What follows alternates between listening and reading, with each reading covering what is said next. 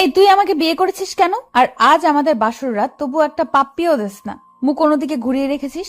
কোথায় ভেবেছিলাম বর এই করবে সেই করবে, শাকচুন্নি বান্ধবীদের কথার সাথে কোনো মিল দেখতে পাচ্ছি না। এদিকে হঠাৎ আমি বাসরাতে নতুন বউয়ের মুখে তুই নামক ডাকটা শুনে খানিকটা অবাক হলাম। কি হলো, কিছু বলছিস না কেন? বিয়ে কেন করেছিস? কিছু করবি না? না করলে ফল কাটার ছুরি গলায় চালিয়ে দেবো। এই এই তুই ভয় পাচ্ছিস কেন? ছুরি তো চালাবো আমার গলায়, আর ফাঁসি হবে তোর। সরি, তুই করে বলে ফেললাম। আচ্ছা বাদ দেন ওইসব, তাকান আমার দিকে। আমার বুকের বাম পাশটা একটা তিল আছে। বুকের বাম পাশে তিল থাকলে নাকি বড় অনেক রোমান্টিক হয়। পিচ্ছি বউয়ের মুখে এসব কথা শুনে আমি বিস্ময়ের দৃষ্টিতে তাকিয়ে বলতে লাগলাম, মানে কি বলছেন এইসব? এইসব কি বলতে হয়? চুপচাপ ঘুমান, নইলে নিচে শুতে হবে। বয়স 15 হবে কিনা সন্দেহ আছে। কথা বলে কি এক একটা। হায় আল্লাহ, কি বলেন আপনি? না আমার স্বামী, ভাবি বলেছে স্বামীর কাছে সব বলতে হয়। আচ্ছা আরো কোথায় কোথায় আছে বলবো কি? জানেন আমার না নাভির কাছে। আল্লাহ আমাকে বাঁচাও, মেয়েটা তো দেখছি আমায় পাগল বানিয়ে ছাড়বে। এই পিচ্ছি, চুপ করবে তুমি? শুনেছি বাসর ঘরে নাকি এই হয় সেই হয় স্বামী স্ত্রীর মাঝে। আপনি তো দেখছি কিছুই করছেন না, একটা কিস তো করতে পারেন। ছাই রোমান্টিক আপনি। আচ্ছা জড়িয়ে তো নিতে পারেন, তা না করে মাঝখানে কোলবালিশ দিয়ে রাখছেন কার কাছে শুনেছ? কেন? ভাবির কাছে। আর কি শুনেছ? ভাবি বলেছে স্বামী যেমন যেমন করতে বলে তেমনি করতে। ও আচ্ছা, খুব ভালো তোমার ভাবিটা। এখন তুমি ঘুমিয়ে যাও। তোমার ভাবি বলেছে না স্বামী যা বলেছে তাই করতে, সো তাড়াতাড়ি ঘুমিয়ে যাও। তাহলে ঘুমাবো? বাসর রাতে নাকি ঘুমায় না? তুমি কি আমাকে ঢপ দিচ্ছ? আচ্ছা কোলবালিশটা সরাও, মাঝখানে ইন্ডিয়া পাকিস্তান করে রাখছে। এই পিচ্ছি, চুপ করবে? আমার জীবনটা নরক বানাতে এসেছে। ঘুমাও বলছি। বাসর রাতে কত কি করে শুনেছি, স্বামী স্ত্রী, আর আমাকে ঘুমাতে বলছো? আচ্ছা একটা আইডিয়া শুনবেন আপনি? আবার আইডিয়া? আচ্ছা বলো, কি বলবে? বাসর রাতে কি কি করে আপনি বলেন, আমি সব করব। আইডিয়াটা চমৎকার না? এই কতবার বলবো আমি তোকে স্ত্রী হিসেবে মানি না? তারপরও এত প্যাস প্যাস করস কেন? আপনি না মানলে কি হবে? আমি আপনাকে মনে প্রাণে স্বামী হিসেবে মানি। বাঙালি মেয়েদের একবারই বিয়ে হয়। যখনই আল্লাহ তাআলার কালাম পড়ে 3বার কবুল বলেছি, তখন থেকে আপনাকে স্বামী হিসেবে গ্রহণ করেছি। শুধু ইহকালে নয়, পরকালেও আপনাকে স্বামী হিসেবে আল্লাহর কাছে চাইবো। আচ্ছা, এখন তুমি ঘুমাবে নাকি নিচে নামিয়ে দিব? যত সব, জীবনটাই শেষ করে দিয়েছে। বিয়ে নিয়ে কত স্বপ্ন ছিল আমার, ছিল বাসরাত নিয়ে কত পরিকল্পনা, কিন্তু কপালে যে বাচ্চা মেয়েটাকে বিয়ে করতে হবে তা কখনো জানতাম না। আচ্ছা একটা পাপ্পি দেই আপনাকে।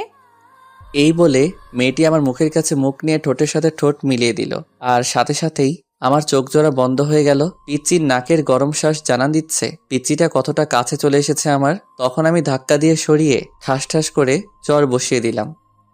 এই মেয়ে বাসরাতে শখ জাগছে, নাকে টিপ দিলে দুধ বের হয়ে আসবে, আর সে কিনা বাসরাত নিয়ে লাফালাফি। যত সব, হিটলারটা আমার জীবনটা এভাবে নষ্ট করে দিবে কখনো ভাবিনি।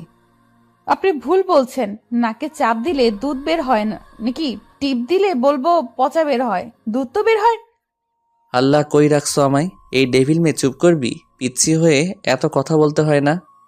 সত্যি বললে ডেভিল হয়ে যায়। আর আমি পিচ্ছি না, আমার বয়স 14 বছর 3 মাস 17 দিন। নাক টানতে টানতে বলল মেয়েটা। তারপর আমি মনে মনে ভাবছি মেয়েটাকে মারা ঠিক হয়নি, কিন্তু কি করব, পিচ্ছি মেয়েটার জন্য হিটলারটা আমার ভবিষ্যৎটাই নষ্ট করে দিল। আচ্ছা আপনি ঘুমান। আর হাতে ব্যথা পেয়েছেন কি? কথাটা শুনে নিজের অজান্তেই খারাপ লাগলো। পিচিটার দিকে তাকাতেই মনে হচ্ছে একটা পূর্ণিমার চাঁদ। এত সুন্দর কোনো মেয়ে হতে পারে? মুখ দিয়ে রংধনুর আভা বের হচ্ছে। এ কি? পিচিটার ঠোঁট কেটে রক্ত বের হচ্ছে। থাপ্পড়টা জোরেই লাগছে। আচ্ছা তোমার নাম কি? আমাকে বিয়ে করার সময় নাম শুনেননি? তোমাকে বিয়ে করার কোনো ইচ্ছেই ছিল না। আমার হিটলারটার জন্য বিয়ে করেছি। এখন নাম কি বলবে? এখন বলে লাভ নেই, বিয়ে করে ফেলেছেন। শোনেন, আমার নাম কারিমা জাহান মীরা। আচ্ছা মীরা, সরি। তোমার লাগেনি তো? এই যে নাও, টিস্যু দিয়ে রক্তটা মুছে নাও। আপনি না বলেছেন আপনি আমাকে স্ত্রী হিসেবে মানেন না? না মানলে আমার জন্য কষ্ট পেতেন না? ওই চুপ করবি? তোকে স্ত্রী হিসেবে কোনোদিন মানি না, আর মানবো না। কাউকে টিস্যু দেওয়া মানে তাকে বউ হিসেবে মেনে নেওয়া না। এই বলে বালিশটা নিয়ে চলে গেলাম সোফাতে। আর একটু থাকলে আমি পাগল হয়ে যাব। কই যাচ্ছেন আপনি? জাহান্নামে যাচ্ছি। চুপচাপ এখানে শুয়ে থাকবি, নইলে তোকে ফ্লোরে শুয়ে থাকতে দিব। আচ্ছা ঠিক আছে। তারপর বাতিটা অফ করে শুয়ে শুয়ে ভাবছি হিটলার আমার জীবনটাকে এভাবে নষ্ট করে দিবে। তোবা শুনলে বাসায় এসে আমাকে খুন করবে, নইলে সে নিজে গাড়ির নিচে পড়ে মরবে। বারবার তুবার কথা মনে পড়ছে। দুজন দুজনকে নিয়ে কত স্বপ্ন দেখেছি, আর মাঝখানে হিটলারটা পিচ্চি মেয়েটাকে বিয়ে করিয়ে দিল। ও আচ্ছা, আপনাদের তো পরিচয়টা দেওয়া হয়নি। আমি কাব্য আহমেদ, অনার্স কমপ্লিট করে বাবার মানে হিটলারের হোটেলে খাচ্ছি। হঠাৎ রুমের বাতি কে যেন জ্বালিয়ে দিল। এই পিচ্চি, কি করো? কেন, দেখতে পাচ্ছেন না আপনি? আরে আরে, কাপড় কেন খুলছো? আমি কাপড় পরে ঘুমাতে পারি না। যত সব, এই কাপড় পরো। আর যদি কাপড় খুলতে দেখছি কি যে করব। আপনি না বললেন ঘুমাতে, এত ভারী কাপড় পরে কেউ ঘুমায়? কেউ যদিও বা না ঘুমায়, তুই ঘুমাবি। ঘুমা বলছি। বাবা, আপনার স্বামী আমাকে কাপড় খুলতে দেয় না। কথাটা বলতেই মুখটা চেপে ধরলাম। এই তোমার কি হয়েছে? এসব কি বাবাকে বলতে হয়? তো কি করব, কাপড় পরে ঘুমাতে পারি না, তাই বাবাকে ডাক দিচ্ছি। বাবা বলেছে যদি কোনো সমস্যা হয় বাবাকে বলতে। আচ্ছা, তাহলে কাপড় খুলেই ঘুমাও। কথাটা বলতে দেরি হয়েছে, মেয়েটা কাপড় খুলতে দেরি হচ্ছে না। বুঝিয়ে সুজিয়ে কোনো রকম কাপড়টা গায়ে রাখতে বলে এসে ঘুমিয়ে পড়লাম। সকালবেলা নুসরাত দরজা ধাক্কাচ্ছে আর ভাবি ভাবি করছে। নুসরাতের ডাকে ঘুম ভাঙতে চেয়ে দেখি সকাল হয়ে গেছে, তাই তাড়াহুড়া করে বালিশটা নিয়ে বিছানায় রাখতেই দেখি মীরার কাপড় নিচে পড়ে আছে। আল্লাহ, এ কেমন বউ কপালে জুটালে, শাড়ি পরে ঘুমাতে পারে না। এই উঠো। ও, কি হয়েছে মা? ওই, আমি তোর মা। এই বলে জোরে ধাক্কা দিতেই মীরার ঘুমটা ভেঙে যায়। কি হয়েছে? কাপড় পরে নাও। এখন আবার বলো না আমি কাপড় পরতে পারি না। আমি সত্যিই কাপড় পরতে পারি না, আপনি পরিয়ে দেন। আমি পরাতে পারি না। বড় বড় কথা বলতে তো পারো, আমি ছোট না। কাপড়টাই পরতে পারো না। আর হ্যাঁ, কাপড় পরাতে পারলেও আমি তোমাকে কাপড় পরিয়ে দিব না, নিজে পরে নাও। বাবা, ও বাবা, আপনার ছেলে আমাকে শাড়ি পরিয়ে দেয় না। ওই, চুপ করবি তুই? চুপ কর। আমি বাবাকে বলবো তুমি রাতে শাড়ি টেনে হিচড়ে খুলে এখন পরিয়ে দিচ্ছ না। কি? হে আল্লাহ, এই মেয়েটার কথা শুনে মনে হচ্ছে 7 আপকে বিষ ভেবে খেয়ে মরে যায়। তুমি মরার কথা বলো কেন? আমি তোমাকে ছাড়া বাঁচবো না। প্লিজ মরার কথা বলো না। যেদিন কালেমা পড়েছি সেদিন থেকেই তোমাকে স্বামী বলে গ্রহণ করেছি। তোমার পায়ে যদি একটা কাঁটা ফুটে সেটা আমার কলিজাতে ফুটে। আমি কি করব? আমি শাড়ি পরতে পারি না। আচ্ছা, আমি পরতেছি, তাও তুমি এমন অলক্ষণে কথা মুখেও এনো না। কথাটা করুণ সুরে বলল মীরা। তখন আমি মেয়েটার দিকে তাকাতেই বুকটা কেমন করে উঠল। পিচিটার চোখে পানি চিকচিক করছে, তবু নিজেকে সামনে নিয়ে বললাম, আচ্ছা, মনে থাকে যেন, নিজে শাড়ি পরা শিখো। আচ্ছা, আমি পরতেছি। বলে পিচ্চি মেয়েটা শাড়ি পরছে। কিন্তু এ কি শাড়ি পরছে, নাকি শরীরে কাপড় পেঁচাচ্ছে? এটা দেখে আমি নিজের অজান্তেই হেসে ফেললাম। তখন মীরা বলে উঠল, আমি পরতে পারি না, এইভাবে হাসার কি হলো? কথাটা বলার সাথে সাথেই মীরা শাড়িটা খুলে গেল। তখন আমি অন্যদিকে তাকিয়ে বললাম, কি লজ্জা শরম কিছু মা বাবা শিক্ষা দেয়নি? কেন, আপনি কি কোরআন পড়তে জানেন না? পিচ্চি মেয়ের মুখে এমন কথা শুনে খানিকটা বিস্মিত হলাম। তারপর প্রশ্ন করলাম, কি বলছো এসব? শাড়ি পরার সাথে কোরআনের কি সম্পর্ক? কেন, আপনি কি জানেন না আল্লাহ তাআলা বলেছেন স্বামী স্ত্রী একে অপরের পোশাক স্বরূপ? আমি ছোট মানুষ, শাড়ি পরতে পারি না। কোথায় আপনি পরিয়ে দিবেন তা না করে অন্যদিকে ফিরে আছেন। আমার শরীরের প্রতিটা অঙ্গ বৈধভাবে দেখতে পারবেন আপনি। এখানে অন্যদিকে ফিরে তাকার কি আছে? দেন না আমাকে শাড়ি পরিয়ে। কাঁদো কাঁদো ভাব নিয়ে কথাটা বলল মীরা। পিচিটার কথা শুনে আমি পিচির দিকে তাকালাম। পিচিটা লজ্জায় লাল হয়ে গেছে, চোখ বুজে আছে। এবার আমি শাড়িটা খুলে সুন্দর করে কুচি দিয়ে পরিয়ে দিচ্ছি। মেয়েটা চোখ বন্ধ করে আছে। লজ্জায় পিচির সুন্দর মুখটা লাল টমেটো হয়ে গেছে। লজ্জা পেলে যে পিচিটাকে এত সুন্দর লাগে না, দেখলে হয়তো তা আমার অজানাই থেকে যেত। তারপর ফ্লোরে পড়ে থাকা শাড়িটা হাতে সম্পূর্ণ কুচি দেওয়ার পর নাভির কাছে গুজে দেওয়ার সময় কেমন যেন কেঁপে উঠল। পিচির নিঃশ্বাস ভারী হয়ে আসছে, ঠোঁট দুটি কাঁপছে। এদিকে আমি আর নিজেকে কন্ট্রোল করতে পারছি না। পিচ্চির ঠোঁট দুইটা হঠাৎ আমার ঠোঁটের সাথে মিশে যাওয়ার আগেই আমার হাতটা ধরে ফেললো। কি হলো? প্লিজ আর না, আমি আর পারছি না, শরীরটা থরথর করে কাঁপছে। কেন, কি হয়েছে? শরীর খারাপ করলো নাকি? না। এই বলে শাড়ির কুচিটা হাতে নিয়ে নিজেই গুজে দিয়ে বলল, হাদারাম কিছুই বোঝে না, কোথায় হাত দিলে কি হয়। বলেই রুম থেকে বেরিয়ে গেল মীরা। পিচিটার কথা শুনে ফ্লোরে বসে পড়লাম আমি। তার কিছুক্ষণ পর রুম থেকে বের হতেই সবাই হা করে তাকিয়ে আছে আমার দিকে। আমি কি চিড়িয়াখানার বান্দর যেভাবে সবার তাকায় থাকা লাগবে? মনে মনে ভাবছি, হিটলারটা আমার জীবনটা নষ্ট করে দিয়ে কিভাবে হা করে তাকিয়ে আছে দেখো। আমার কথা শুনে সবাই একসাথে হেসে দিল। পিচিটা মুখ ধরে হাসছে। ইচ্ছা করছে সব দাঁত ভেঙে দেই। কিভাবে হাসছে! সত্যি কি বিয়ে করে চিড়িয়াখানার বান্দর হয়ে গেলাম? এরপর সবাইকে উদ্দেশ্য করে বললাম, কি হলো, সবাই হাসছো কেন? বলবে তো? ভাইয়া, তুমি ঠিকমতো লিপস্টিক দিতে পারো না? ভাবি, তুমি ভাইয়াকে সুন্দর করে সাজিয়ে দিও। নুসরাত মীরাকে উদ্দেশ্য করে বলল, এদিকে সবকিছু যেন আমার মাথার উপর দিয়ে যাচ্ছে। আমি কিছুই বুঝে উঠতে পারছি না। সবাই হাসতেছে। আরে তোমরা সবাই কেন হাসছো তা তো একবার বলবে। বুঝতেছি না। ওই জান্নাত, ফাইজলামি না করে বল কি হয়েছে? আমি কি বিয়ে করে জোকার হয়ে গেলাম? আর তোরা যেভাবে হাসছিস মনে হচ্ছে আমি চিড়িয়াখানা থেকে বের হয়ে আসলাম। ভাইয়া, তোমার মুখে লিপস্টিক লেগে আছে, যাও ফ্রেশ হয়ে আসো। মানে? রাতে পিচিটা এমন কাজ করেছে, নিজের উপর নিজেরই রাগ হচ্ছে। পিচিটাকে দেখি মিটিমিটি হাসছে আর মনে মনে ভাবছে এখন কেমন লাগে। রাতে আমাকে ঠকানোর ফল পিচিকে ঠকালে আল্লাহ বিচার করে। তারপর আমি দৌড়ে চলে গেলাম ওয়াশরুমে, ফ্রেশ হয়ে ব্রেকফাস্ট করে নিলাম। তারপর আবারও রুমে চলে আসলাম। আর এইভাবে দিন পার। সন্ধ্যাবেলায় ফোনটা ক্রিং ক্রিং করে বাজছে। আমি ফোন ধরতেই ওপাশ থেকে চাপা কান্নার আওয়াজ। ফোনের ওপাশ থেকে কোনো কথা আসছে না, শুধু চাপা কান্নার আওয়াজ ছাড়া। বুকের ভেতরটা হাহাকার করছে। কলিজাটা ক্ষত বিক্ষত হয়ে যাচ্ছে। কারণ ফোনের ওপাশে যে মানুষটি কান্না করতেছে সে আর কেউ নয়, আমার ভালোবাসার মানুষ সাথী। নিজের অজান্তেই চোখ থেকে টুপটাপ করে পানি পড়ছে। এভাবে প্রায় 5 মিনিট পর ওপাশ থেকে সাথী বলল, কি অপরাধ করেছিলাম? কেন করলে আমার সাথে এমন? আমি তো তোমার পায়ের নিচে এক টুকরো জায়গা চেয়েছিলাম, কিন্তু তুমি আমার কলিজাতে ছুরি চালিয়ে দিয়ে বিয়ে করে নিলে। আমাদের 3 বছরের রিলেশনশিপ কিভাবে ভুলবো? তাই সিদ্ধান্ত নিয়েছি সুইসাইড করব। যে জীবনে আমার ভালোবাসার মানুষকে পাবো না, সে জীবন রেখে কি করব? সাথীর মুখে সুইসাইডের কথা শুনে হঠাৎ আমি থমকে গেলাম। আমার মনে হচ্ছে কেউ যেন আমার বুক থেকে কলিজাটা বের করে নিচ্ছে। কি বলবো কিছু ভাবতে পারছি না। তখন সাথীকে বললাম কিভাবে আমার আর মীরার বিয়ে হয়েছে আর কেন আমি বিয়েটা করলাম। সাথীকে বললাম ওই মেয়েকে কাবিনের 6 লক্ষ টাকা দিয়ে আগামী 6 মাসের মাঝেই ডিভোর্স দিয়ে দিব বলে সাথীকে একটা পাপ্পি দিয়ে ফোনটা রেখে দিলাম। কিন্তু ফোন রেখে পিছন দিকে তাকাতেই দেখি পিচ্চিটা আমার পিছনে দাঁড়ানো, চোখ থেকে অশ্রু গাল গড়িয়ে পড়ছে। আমি ফিরে তাকাতেই দৌড়ে রুমে গিয়ে দরজা লক করে দিল। যাবার আগে বলে গেল সে এই জীবন রাখবে না। আমি যাওয়ার আগেই দরজা লক করে দিল পিচ্চিটা। খুব ভয় হচ্ছে এখন। তারপর আমি আস্তে আস্তে দরজার কাছে গিয়ে বললাম, প্লিজ আমার পিচ্চি বউ দরজা খুলো। আর অমন কথা বলবো না, খুব কষ্ট হচ্ছে, প্লিজ দরজাটা খুলো। কিন্তু পিচ্চিটা দরজা খুলছে না।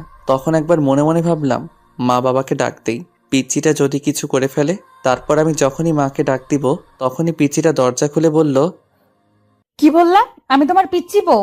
তুমি কি করে ভাবলে আমি সুইসাইড করব? আর ওই শাকচুন্নিটা তোমার সাথে ঘর করবে? আমি তোমায় ছাড়ছি না।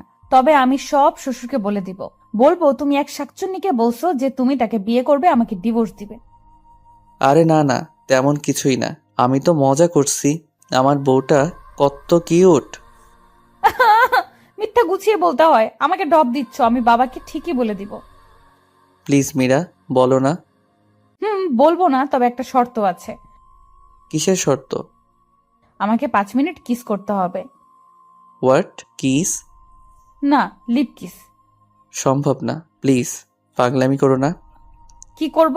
আমি না তোমার বউ? বাসুরাতে কিছু করছো? না বিড়াল মারছো নাকি অন্য কিছু? একটা বিড়াল ধরে মারলে কি এমন ক্ষতি হতো? ভাবি তো বলে দিল ঠিক মতো বিড়াল মারতে, এখন আবার লিপ কিসও করতে চাচ্ছ না। আমি ছোট বলে ঠকাচ্ছ? আমি বাবাকে সব বলে দিব। বলবো যে তুমি... আচ্ছা এক্ষুনি বলছি। বাবা, ও বাবা।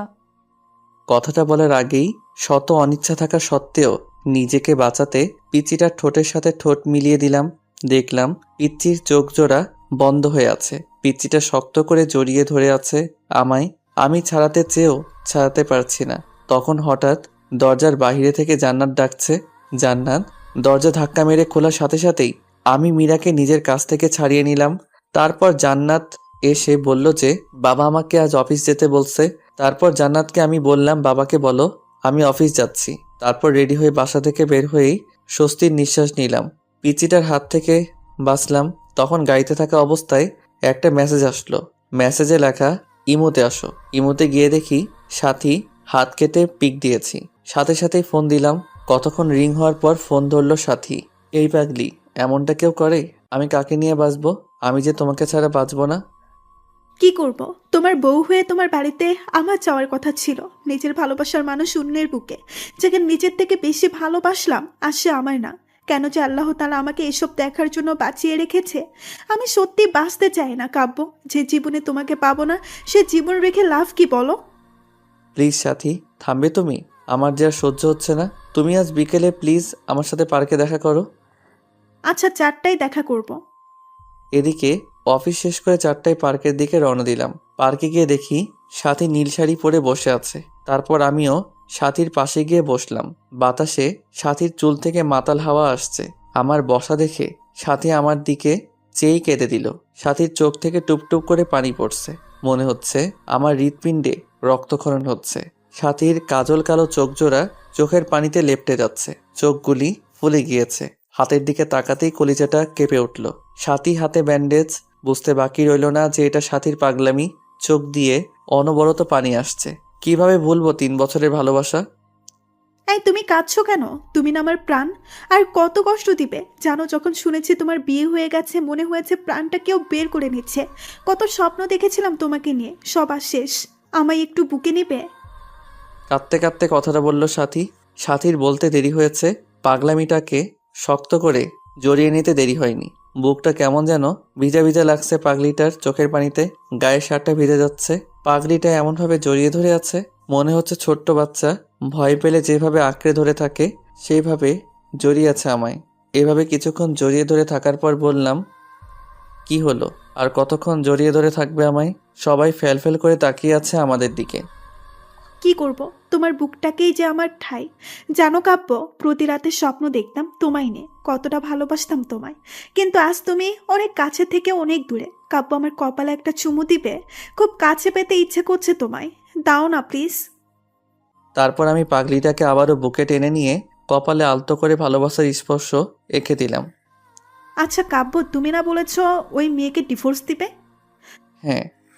তাহলে আমার মাথা শুয়ে কসম করো ওকে ডিভোর্স দিবে। যদি ডিভোর্স না দাও তাহলে আমার মরা মুখ দেখবে। হঠাৎ সাথীর কথাটা যেন আমার কলিজাতে গিয়ে বিঁধল। নিজের অজান্তেই সাথীর মাথায় হাত রেখে ওয়াদা করলাম মীরাকে ডিভোর্স দিব। কথাটা বলার সময় পিচ্চির মুখটা বারবার চোখের সামনে ভেসে উঠছিল। এদিকে সাথীকে ওর বাসায় পৌঁছে দিয়ে ফোনটা বের করে দেখি 73টা মিসড কল। ফোন সাইলেন্ট ছিল, তাই বুঝতে পারিনি। তারপর সন্ধ্যায় বাসায় এসে দেখি মীরা কোথাও নেই। তখন মা বলল ফ্রেশ হয়ে আসতে। তারপর আমি ফ্রেশ হওয়ার জন্য যখনই বাথরুমের দরজা ধাক্কা দিয়েছি তখনই এক চিৎকার। ওমা গো ভূত! মীরার চিৎকারে আমি মীরার দিকে তাকাতেই দেখি পিচ্চিটা শাওয়ার নিচ্ছে, শরীরে কাপড় নেই।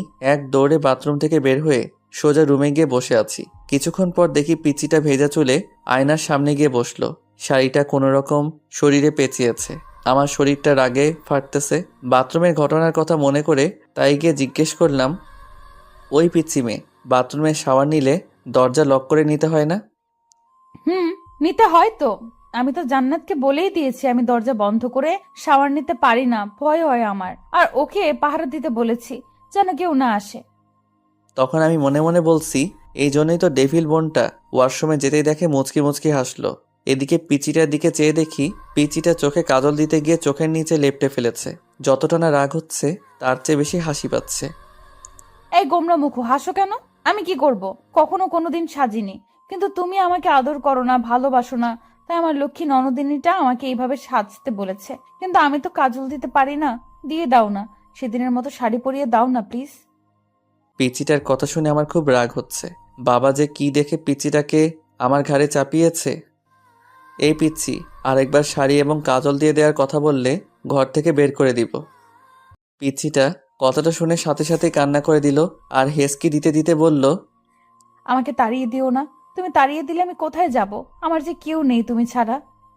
তখন আমি কোনো জবাব না দিয়ে রুম থেকে বের হয়ে গেলাম। মা খাবার বেড়ে দিলে যখনই খাবার মুখে দিব তখনই বলল, কাব্য বাবা, মীরা মাটা খায়নি। মীরা বলছিল তুই আসলে খাবে। জানিস বাবা, ছোট মেয়ে তো, সারাদিন এত করে বলার পরেও কিচ্ছু খায়নি। মেয়েটার মুখের দিকে তাকানো যায় না। ওকে নিয়ে একসাথে খা। মার কথা শুনে নিজের অজান্তেই মনটা খারাপ হয়ে গেল পিচ্চি মেয়ের পাগলামি দেখে। আচ্ছা মা, তুমি বসো, আমি মীরাকে নিয়ে আসছি। এই বলে রুমে গিয়ে দেখি পিচ্চিটা ড্রেসিং টেবিলের সামনে বসে এখনো কাঁদছে। এই মীরা, তুমি খাওনি কেন?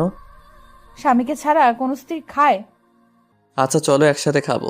আর হ্যাঁ, আজকের পর খাবার সময় হলে খেয়ে নিবে, আমার জন্য অপেক্ষা করতে হবে না। না, আমি খাবো না। তুমি একটা পচা, আমাকে আদর করো না। খেতে পারি, তার আগে আমার চোখে কাজল দিয়ে দিবে, কালকের মতো শাড়ি পরিয়ে দিবে। জানো, তোমার স্পর্শ আমার অঙ্গ জুড়ে থাকে। তুমি বোঝো না তোমার স্পর্শে আমি কতটা শিহরিত। তারপর নিজের অনিচ্ছা সত্ত্বেও পিচিটার চোখে কাজল এবং শাড়ি পরিয়ে দিলাম। রাতে একসাথে খেয়ে একটা বালিশ আর চাদর নিয়ে আমি ফ্লোরে শুয়ে পড়লাম, পিচিটাকে খাটে শুতে দিয়ে। এদিকে পিচিটা খাটে শুয়ে থাকার জন্য বললেও ধমক দিতেই আর কিছু বলেনি। এদিকে রাতে ঘুমিয়ে গেছি, হঠাৎ বুকটা ভারী ভারী লাগছে। চোখ খুলতেই ভূত দেখার মতো ভয় পেলাম, কারণ মীরা আমার বুকে শুয়ে আছে। চাঁদের আলো জানালার কাজ ভেদ করে পিচিটার মুখে এসে পড়ছে। এত মায়াবতী লাগে, কোনো মেয়েকে চাঁদের আলোয় না দেখলে হয়তো আমার অজানাই থেকে যেত। তখন হঠাৎ সাথীর কথা মনে হতেই পিচিটাকে বুক থেকে সরিয়ে দেওয়ার জন্য ধাক্কা দিতেই আরো শক্ত করে জড়িয়ে ধরল। এই কি করছো, ওঠো বলছি।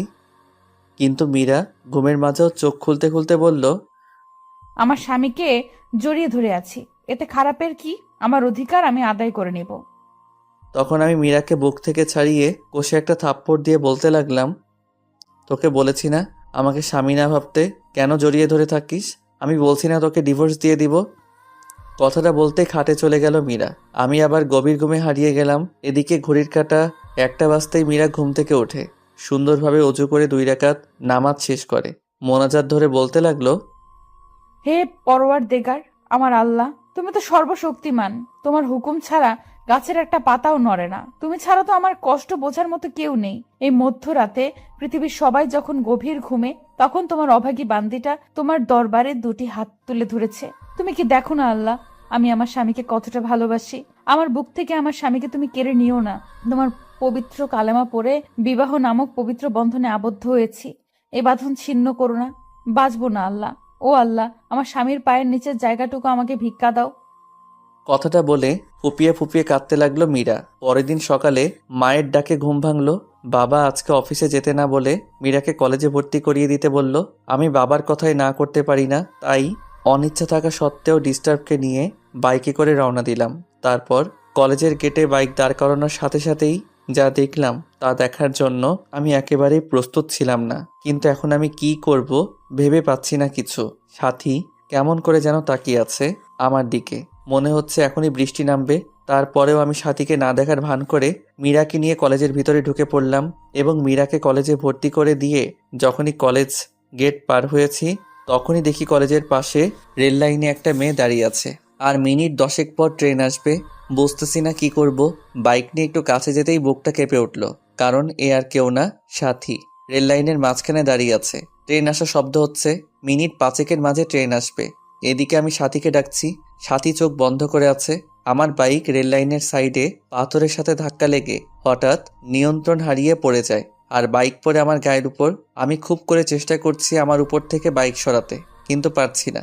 এদিকে দেখা যাচ্ছে ট্রেন প্রায় কাছে এসে পড়েছে। বুকের হার্টবিট বেড়ে যাচ্ছে। সাথীকে গলা চেঁচিয়ে ডাকছি, তারপরও সাথী শুনছে না। না, এই দৃশ্য আমি সহ্য করতে পারবো না। মনে মনে আল্লাহ তাআলার কাছে সাহায্য চাচ্ছি। চোখ দিয়ে নীরবে অশ্রু ঝরছে, হাঁটু কেটে রক্ত বের হচ্ছে, বুকটা ফেটে যাচ্ছে। পাগলের মতো আল্লাহকে ডাকছি আর বাইক সরাতে চেষ্টা করছি। মনে মনে বলছি, হে আল্লাহ, আমাকে শক্তি দাও বাইক সরানোর। আমার হৃদয়টা রেল লাইনের মাঝে, হে পরম করুণাময়, রহম করো তোমার বান্দাকে বলেই বাইক সরানোর জন্য চেষ্টা করছি। তারপর আল্লাহর নাম নিয়ে বাইকে জোরে একটা ধাক্কা দিতেই বাইকটা সরে যায় আমার উপর থেকে। এদিকে ট্রেন প্রায় সাথীর কাছে এসে পড়েছে। আমি তখন দৌড়ে গিয়ে সাথীকে রাস্তা থেকে সরিয়ে তাড়াতাড়ি করে বুকে জড়িয়ে নিলাম। সাথী কাঁদছে। এদিকে এখন আমার হাঁটু থেকে রক্ত বের হচ্ছে। সাথী কান্না করে করে আমার শার্ট ভিজিয়ে দিচ্ছে। তারপর সাথীকে বুক থেকে ছাড়িয়ে কষে একটা থাপ্পড় দিয়ে বললাম, এই পাগলি, কেন এমন পাগলামি করছো? জানো না তোমাকে ছাড়া আমি নিজেকে ভাবতে পারি না? কেন মরতে যাচ্ছিলে? আমি তো সেই কবেই মারা গিয়েছি যখনই শুনেছি আমার ভালোবাসার মানুষ অন্য মেয়েকে বিয়ে করেছে। আমার চোখ দিয়ে আষাঢ় শ্রাবণ ঝরনা ধারা নেমেছিল। বিরহের অনলে প্রতিনিয়ত পড়ছি আমি। আমার দেহটা ছাড়া আত্মাটা সেই কবেই মরে গেছে। জানো, আজ যখন তোমার বাইকের পেছনে ওই মেয়েটাকে দেখলাম, কলিজাটা ফেটে যাচ্ছিল আমার। মনে হচ্ছে দম বন্ধ হয়ে মারা যাব। কাব্য, আমি তোমার পাশে অন্য কাউকে সহ্য করতে পারি না। কি করব? তোমাকে অন্য একজন জড়িয়ে ধরে থাকবে, আর আমি এটা কিভাবে দেখব? তাই ট্রেনের নিচে পড়ে তুমিহীনা এই জীবন নিঃশেষ করতে চেয়েছিলাম। কেন বাঁচালে আমাকে? আমি যে তিলে তিলে শেষ হয়ে যাচ্ছি। বলতে পারো কেন এতটা ভালোবাসার পরেও তুমি আমার নও?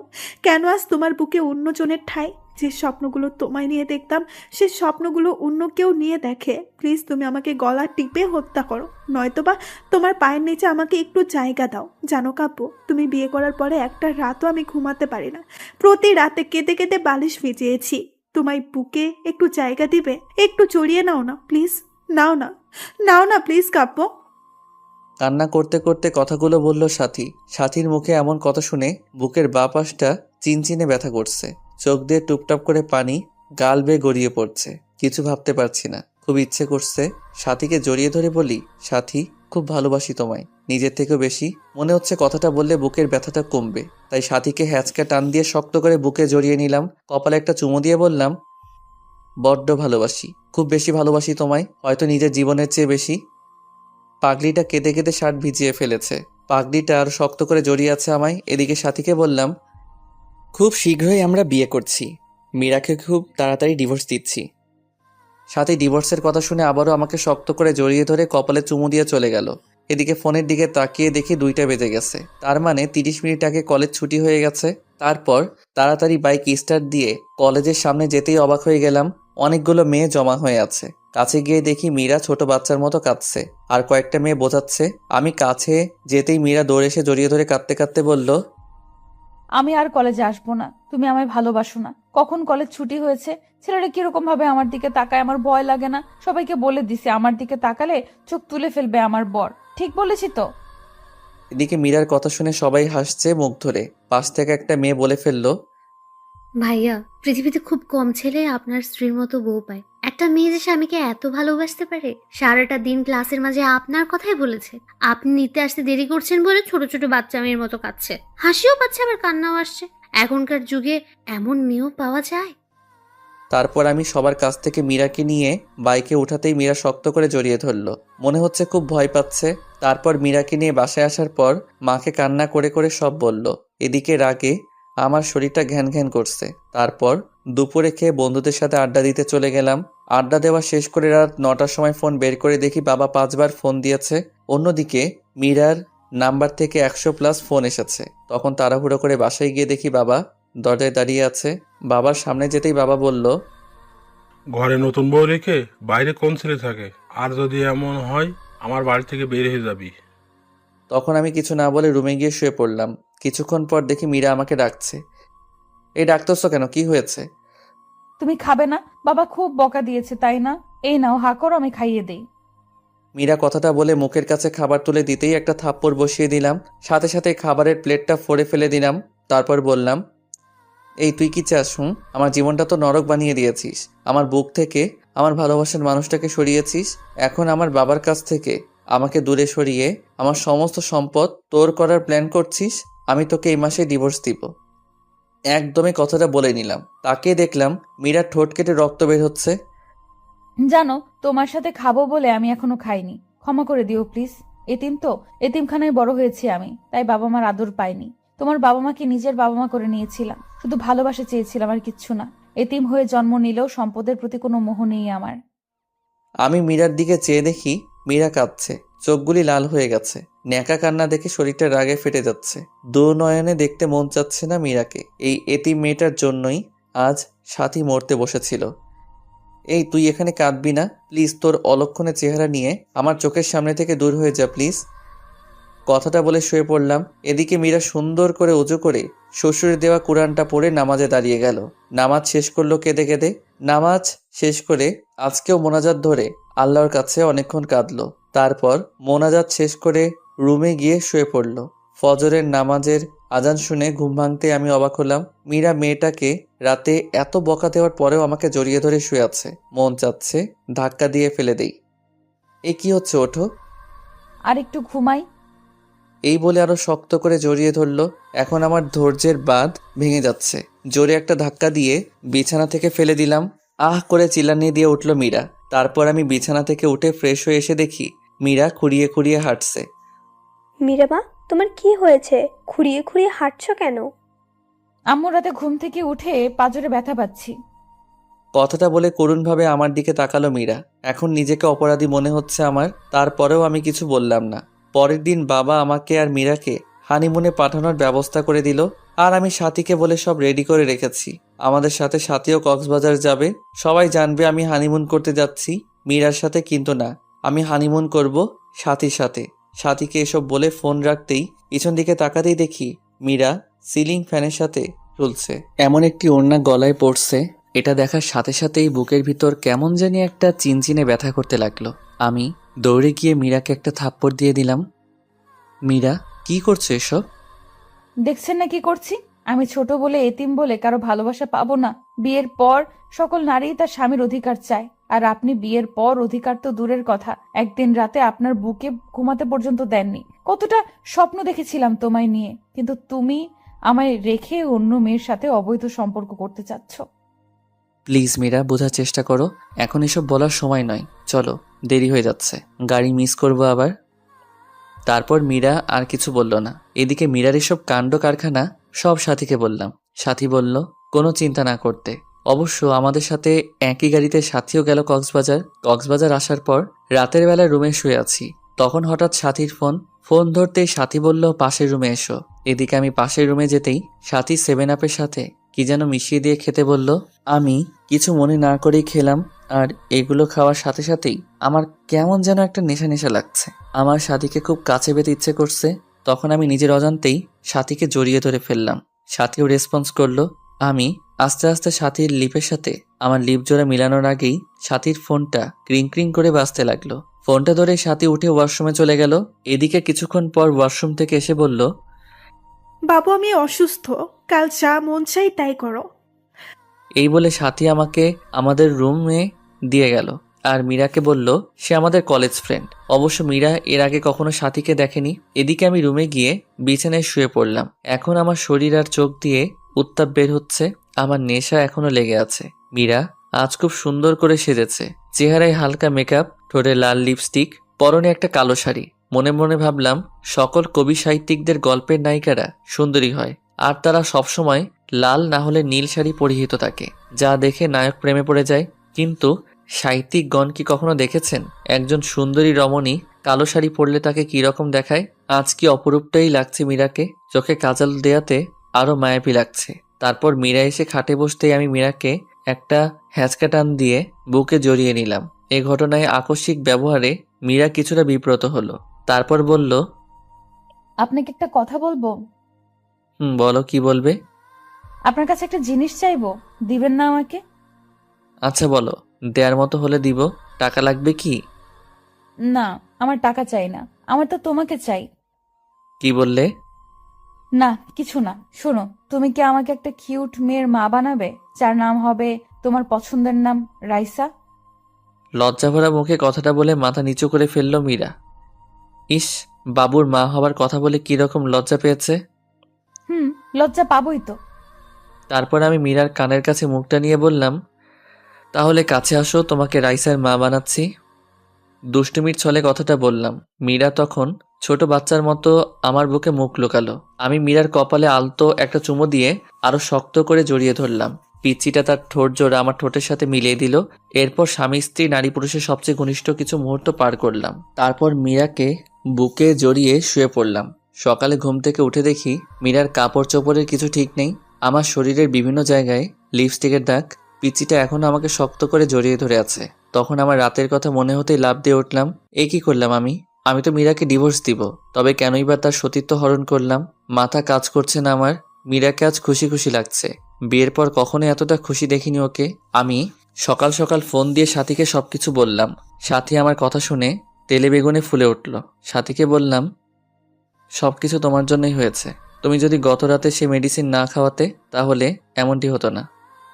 আচ্ছা বাদ দাও, কোনো চিন্তা করো না, কাল তোমাকে একটা পিল দিব, সেটা খাইয়ে দিও, তাহলে আর কোনো চিন্তা করতে হবে না। সাথীর কথা শুনে আমি বেশ অবাক হলাম, কিন্তু আমি সাথীকে ভালোবাসি, কথাও দিয়েছি সাথীকেই বিয়ে করব, তাই আর কোনো কিছু চিন্তা না করে রাজি হয়ে গেলাম। পরের দিন রাতে একটা পিল নিয়ে মীরাকে বললাম, মীরা, এটা খেয়ে নাও তো পিলটা। কিসের পিল এটা? আমি তো সুস্থ, আপনি কিসের পিল খেতে বলছেন আমাকে? মীরা, তোমাকে মিথ্যা বলে লাভ নেই। আমাকে ক্ষমা করে দিও। গতকাল রাতে তোমার সাথে যা যা হয়েছে তা নিছক একটি দুর্ঘটনা মাত্র। হ্যাঁ, আমি জানি গতকাল তুমি যা হারিয়েছো তা পৃথিবীর বিনিময়ে ফিরিয়ে দিতে পারবো না। আমি ডিভোর্স পেপার রেডি করে রেখেছি, তাই আমি চাই না আমার সন্তান তুমি গর্ভে ধারণ করো। চিন্তা করো না, ডিভোর্সের সাথে তোমাকে কাবিনের 20 লাখ টাকার একটা চেক দিয়ে দিছি, সময় করে ব্যাংক থেকে তুলে নেবে। আমার কথাটা শোনার সাথে সাথেই মীরা আমার দুপা ঝাপটে ধরে বলতে লাগলো, প্লিজ আপনি আমার গর্ভের সন্তান নষ্ট করতে বলবেন না। আপনার মন চায় আপনি আরো একটা বিয়ে করে নেন, আমি কখনো কোনো দিন আপনার কাছে স্বামীর অধিকার চাইবো না। আর আপনার বাড়িতে তো 2টা কাজের মেয়ে রাখছেন, আমাকে নিয়ে না হয় 3টা হবে। প্লিজ আমার সন্তানকে নষ্ট করে দিতে বলবেন না প্লিজ। আমি সারা জীবন আপনাদের বাসায় কাজের মেয়ে হয়ে থাকবো, কোনো পারিশ্রমিক দিতে হবে না আমাকে, শুধু আমাকে ডিভোর্স দিয়েন না। আমার সন্তানটা যেন বলতে পারে আপনি তার বাবা। আমি চাই না আমার মতো আমার অনাগত সন্তানটা পিতৃহীন পরিচয়ে বড় হোক। প্লিজ একটা এতিমকে এইভাবে ফিরিয়ে দিবেন না। আপনার পায়ের নিচে একটু জায়গা দেন, নয়তো গলা টিপে মেরে ফেলেন। এই মীরা, কি করছো? পা ছাড়ো। দুঃখিত মীরা, আমি পারবো না। আমার জীবনে সাথী ছাড়া আর কেউ নেই। এখন পিলটা খেয়ে নিবে, আর যদি না খাও তাহলে মনে করব তুমি আমার বুকে পা রেখে তুমি গর্ভধারণ করবে। এখন তোমার ইচ্ছা। প্লিজ এমন কসম দিও না। আমার কাছে যে তোমার স্থান সবার উপরে, পারবো না আমি তোমার বুকে পা রেখে এই সন্তানকে নিজের মাঝে বড় করতে। ক্ষমা করে দিও মীরা, এছাড়া আমার আর কোনো উপায় ছিল না। এই নাও পিল, আর এই নাও পানি খেয়ে নিও। আচ্ছা দাও। এই বলে জন্ম নিয়ন্ত্রণ পিলটা হাতে নিয়ে নিল মীরা। চোখ থেকে টপ টপ করে পানি পড়তেছে। করুণ দৃষ্টিতে তাকিয়ে আছে আমার দিকে। মনে মনে ভাবছে হয়তো আমি বলবো পিল খেতে হবে না মীরা, কিন্তু না, আমি কোনো কথা বললাম না। মীরা আমার দিকে তাকিয়ে থেকে বিষ যেমন করে মানুষ মুখে নেয় তেমনি করে মুখে নিয়ে নিল। গ্লাস থেকে একটু পানিও মুখে দিল। নিজের অজান্তেই মনে হচ্ছে খুব বড় কোনো পাপ করে ফেললাম আমি। এদিকে বাবা ফোন করলো যে বাবা অসুস্থ, তাই বাড়ি ফিরে যেতে হবে। মনে মনে স্থির করে নিলাম বাড়িতে ফিরেই ডিভোর্স পেপারের জন্য আবেদন করব। তারপর মীরাকে নিয়ে বাসায় ফিরলাম। এদিকে সাথী বলল যে মীরাকে আমাদের দুজনের মাঝ থেকে যত তাড়াতাড়ি সম্ভব সরিয়ে ফেলবে। আমি অনেক বোঝানোর পরেও সাথী বলল, সেদিন কক্সবাজারে মেয়েটা যা বলেছে সব শুনেছি আমি। আর সবচেয়ে বড় কথা হলো, মেয়েটাকে তোমার বাবা অনেক স্নেহ করে। আমি তোমাদের বাড়ির রহিমের কাছে খবর পেয়েছি যে তোমার বাবা নাকি তোমার সম্পত্তি মীরার নামে লিখে দিবে। তাই আমাদের ভবিষ্যতের জন্য মীরাকে আমাদের পথ থেকে সরিয়ে দিবে। আমি তোমাকে না বলেই প্রফেশনাল কিলারের সাথে কন্ট্রাক্ট করেছি। না সাথী, এ হতে পারে না। আমাদের ভালোবাসার জন্য একটা নিষ্পাপ জীবনকে হত্যা করব। না সাথী, এটা করা ঠিক হবে না। বাবু দেখো, আমিও চাই না, কিন্তু আমার মনে হয় না তোমার বাবা কখনো মীরা বেঁচে থাকতে আমাকে মেনে নিবে। আর তোমাকে না পেলে আমি বাঁচবো না, সত্যি মরে যাবো। তুমি আমার নিঃশ্বাস, তুমি আমার বিশ্বাস, আমার প্রাণ। জানো, তুমি মীরাকে বিয়ে করার পর আমি একটি রাতও শান্তিতে ঘুমাতে পারিনি। এতটা ভালোবাসার পরেও কেন আল্লাহ তোমার আর আমার মাঝে এত বড় দেওয়াল তুলে দিল? প্লিজ তুমি আমাকে খুন করে ফেলো, নয়তো আমাকে তোমার বুকে টেনে নাও। তোমার বুকটাই যে আমার শেষ ঠিকানা, তোমার বুকেই আমি শেষ নিঃশ্বাস ত্যাগ করতে চাই। প্লিজ কান্না করো না। আমি সব সইতে পারি, কিন্তু তোমার কান্না সহ্য করতে পারি না। তোমাকে যে বড্ড ভালোবাসি, কিন্তু আমাদের ভালোবাসার জন্য একটা নিষ্পাপ জীবনকে কেমনে সরিয়ে ফেলি? আল্লাহ কি ক্ষমা করবে আমাদেরকে? জানি এটা অন্যায়, কিন্তু এছাড়া আমাদের আর কোনো উপায় নেই। কথাটা বলেই আমার হাতটা নিয়ে সাথীর গলা চেপে ধরে মেরে ফেলতে বলল। প্লিজ কিল মি, আমাকে গলা চেপে মেরে ফেলো কাব্য।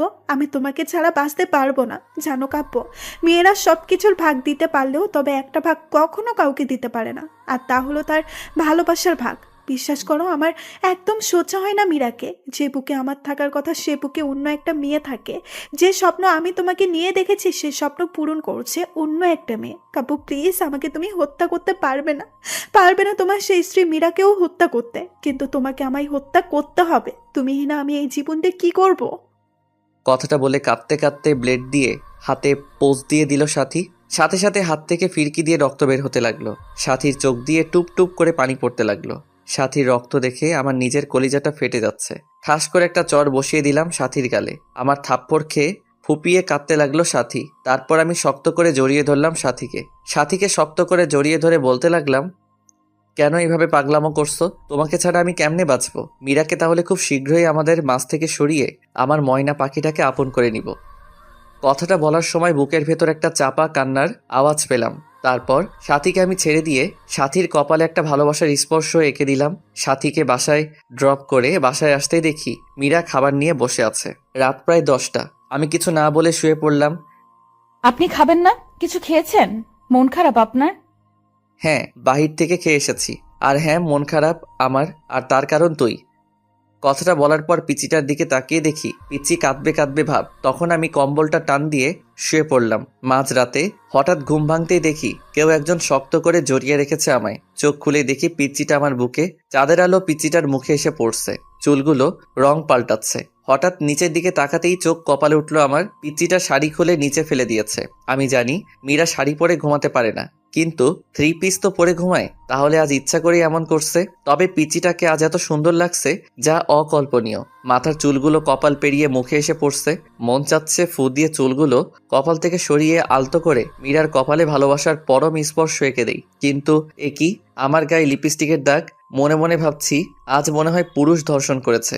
আমার বুকে লিপস্টিকের দাগ দেখে বিস্মিত হলাম। মীরার ঠোঁটের দিকে তাকিয়ে দেখি ঠোঁটে এক বিন্দু লিপস্টিকও নেই। মনে মনে ভাবছি পিচিটা কি সর্বনাশ করছে। তবে আজ কেন পিচিটাকে এত সুন্দর লাগছে। মন চাচ্ছে সারা জীবনের জন্য আপন করে নেই। হয়তো মীরার সৃষ্টি হয়েছে আমার জন্য, কিন্তু না, আমার বুকে সাথী ছাড়া কারো জায়গা নেই। আমার মন প্রাণ জোরে শুধুই সাথী। তাই মীরাকে কয়েকবার ডাক দিলাম, কিন্তু সে উঠল না। তাই জোরে ধাক্কা দিতেই চোখ কসলিয়ে কসলিয়ে উঠল। তখন আমি বললাম, কি ব্যাপার, আমার গায়ে লিপস্টিকের দাগ কেন? আর তুমি কেন আমার বিছানায় শুয়েছো? আমার না খুব ভয় করছিল, আর রাতে আমি কিছুই করিনি, সব আপনি করেছেন। আমি তো আপনার সাইডে ঘুমিয়েছিলাম, আপনি জোর করে বুকে টেনে নিয়েছেন আমাকে। আপনাকে মনে করেছিলাম এমনি অনেক ভালো, কিন্তু ঘুমের ঘোরে আপনি যে এত ডেভিল।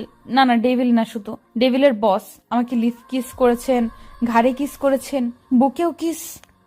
এই চুপ অসভ্য মেয়ে। আর কিছুক্ষণ পর বলবে আমার নাভিতে আরো কত জায়গায় করেছি, বলতে হবে না। আপনি ঘুমাননি তাহলে? সব জেগে থেকে ইচ্ছে করেই করেছেন? এই পিচ্চি চুপ করবে? মিথ্যা বলতে লজ্জা করে না? তোমার শাড়ি কে খুলেছে? শাড়ি কেন খাটের নিচে ফেলে রেখেছো? শাড়ি পরতে পারো না? বিয়ে বসেছো কেন?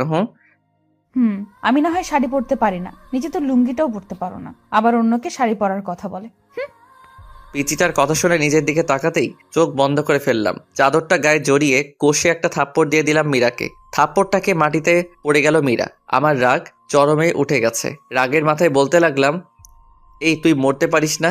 আমার জীবনটাকে তো নষ্ট করে দিয়েছিস। তোকে জন্ম দিয়ে তোর মা বাবাকে খেয়েছিস, এখন আমাকেও খাবি নাকি? আর তোকে না বলছি আমি তোকে ডিভোর্স দিয়ে দিব? তারপরও কেন আমার বিছানায় আসিস?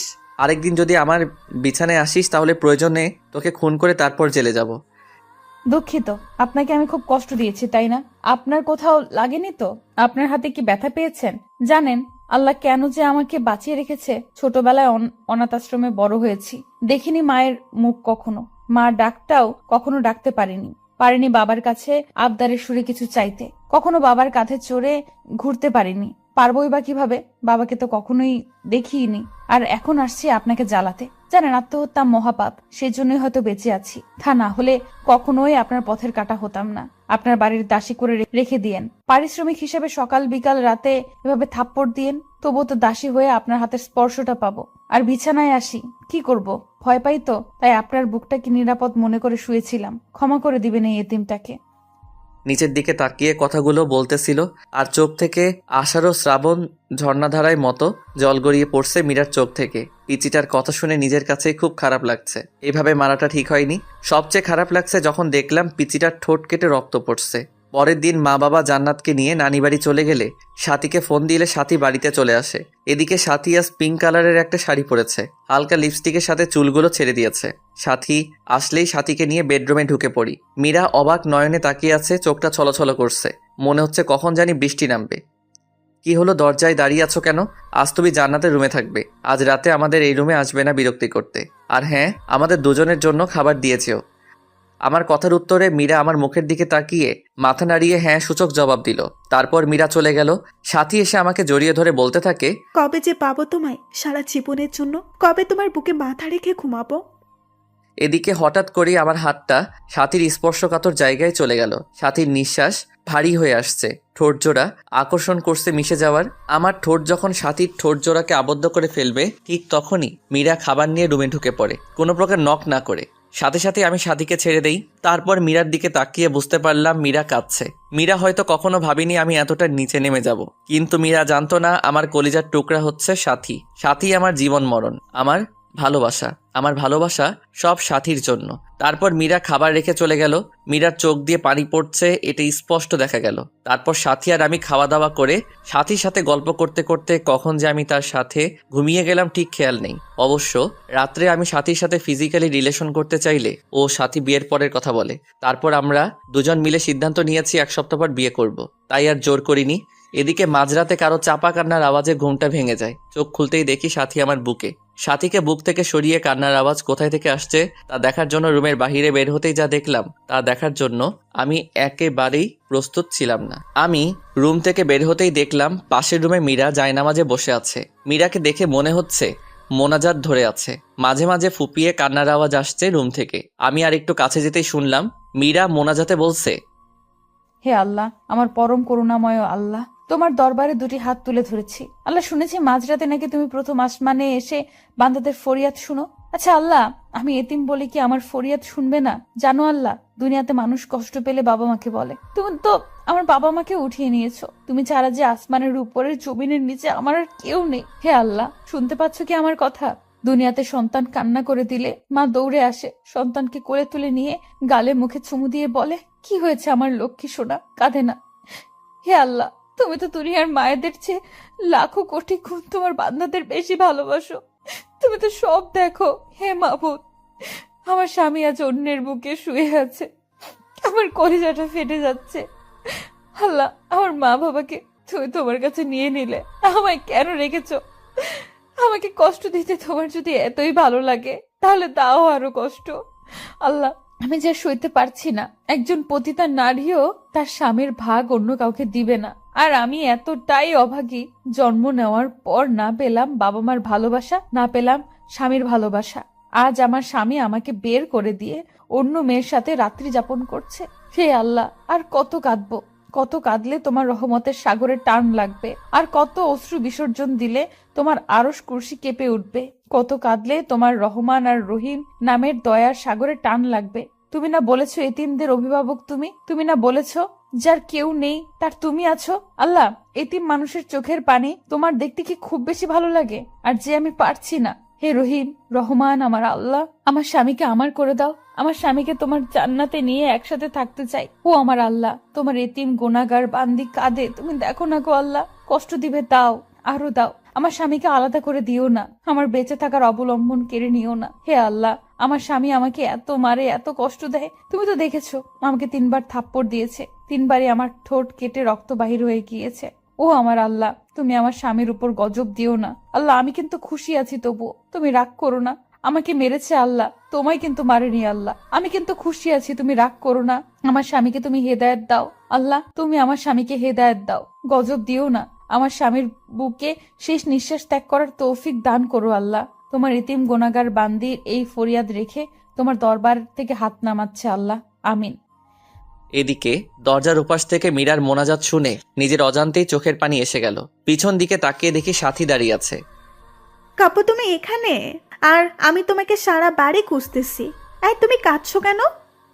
কথাটা বলে সাথীও কান্না করে দিয়ে বলল, কাপু, কখনো আমায় ছেড়ে যাবে না তো? আমি ভয়ানক একটা স্বপ্ন দেখলাম তোমায় নিয়ে। তুমি যদি কখনো আমাকে ছেড়ে চলে যাও তাহলে ফল কাটা ছুরি নিয়ে বলছি, এটা আমি আমার গলায় চালিয়ে দিব। তুমি আমাকে ছেড়ে যাওয়ার আগে আমাকে খুন করে আমার লাশের উপর দিয়ে যাবে। এদিকে সাথী আমাকে জড়িয়ে ধরে কাঁদতে লাগলো। আমিও শত অনিচ্ছা সত্ত্বেও সাথীকে বাহুডোরে আবদ্ধ করে নিলাম। সাথী কান্না করতে করতে শার্ট ভিজিয়ে ফেলছে। তারপর সাথীকে ছাড়িয়ে বললাম, ভয় পেও না, তোমাকে ছেড়ে কোথাও যাব না। তাহলে আমার মাথা ছুঁয়ে প্রমিস করো আমাকে ছেড়ে যাবে না। সাথীর কথাটা শুনে আমার হাতটা কাঁপছে। আমার চোখে বরাবর পিচিটার মায়াবী চেহারাটা ভেসে উঠছে। চোখ দিয়ে নিজের অজান্তে পানি আসতে লাগলো। কি করব কিছু বুঝতে পারছি না। জীবনটা এমন কেন? জীবনে কখনো 1000 বছর বেঁচে থাকার ইচ্ছা জাগে, আবার কখনো এক মুহূর্তের জন্যও নয়। ওই কাব্য, তুমি আমার মাথা ছুঁয়ে প্রমিস করবে না, কখনো আমায় ছেড়ে যাবে না। প্লিজ প্রমিস করো। তোমাকে হারালে সত্যি আমি যে বাঁচবো না, মরে যাবো সত্যি। প্লিজ প্রমিস করো, নয়তো ছুরিটা গলায় চালিয়ে দিব।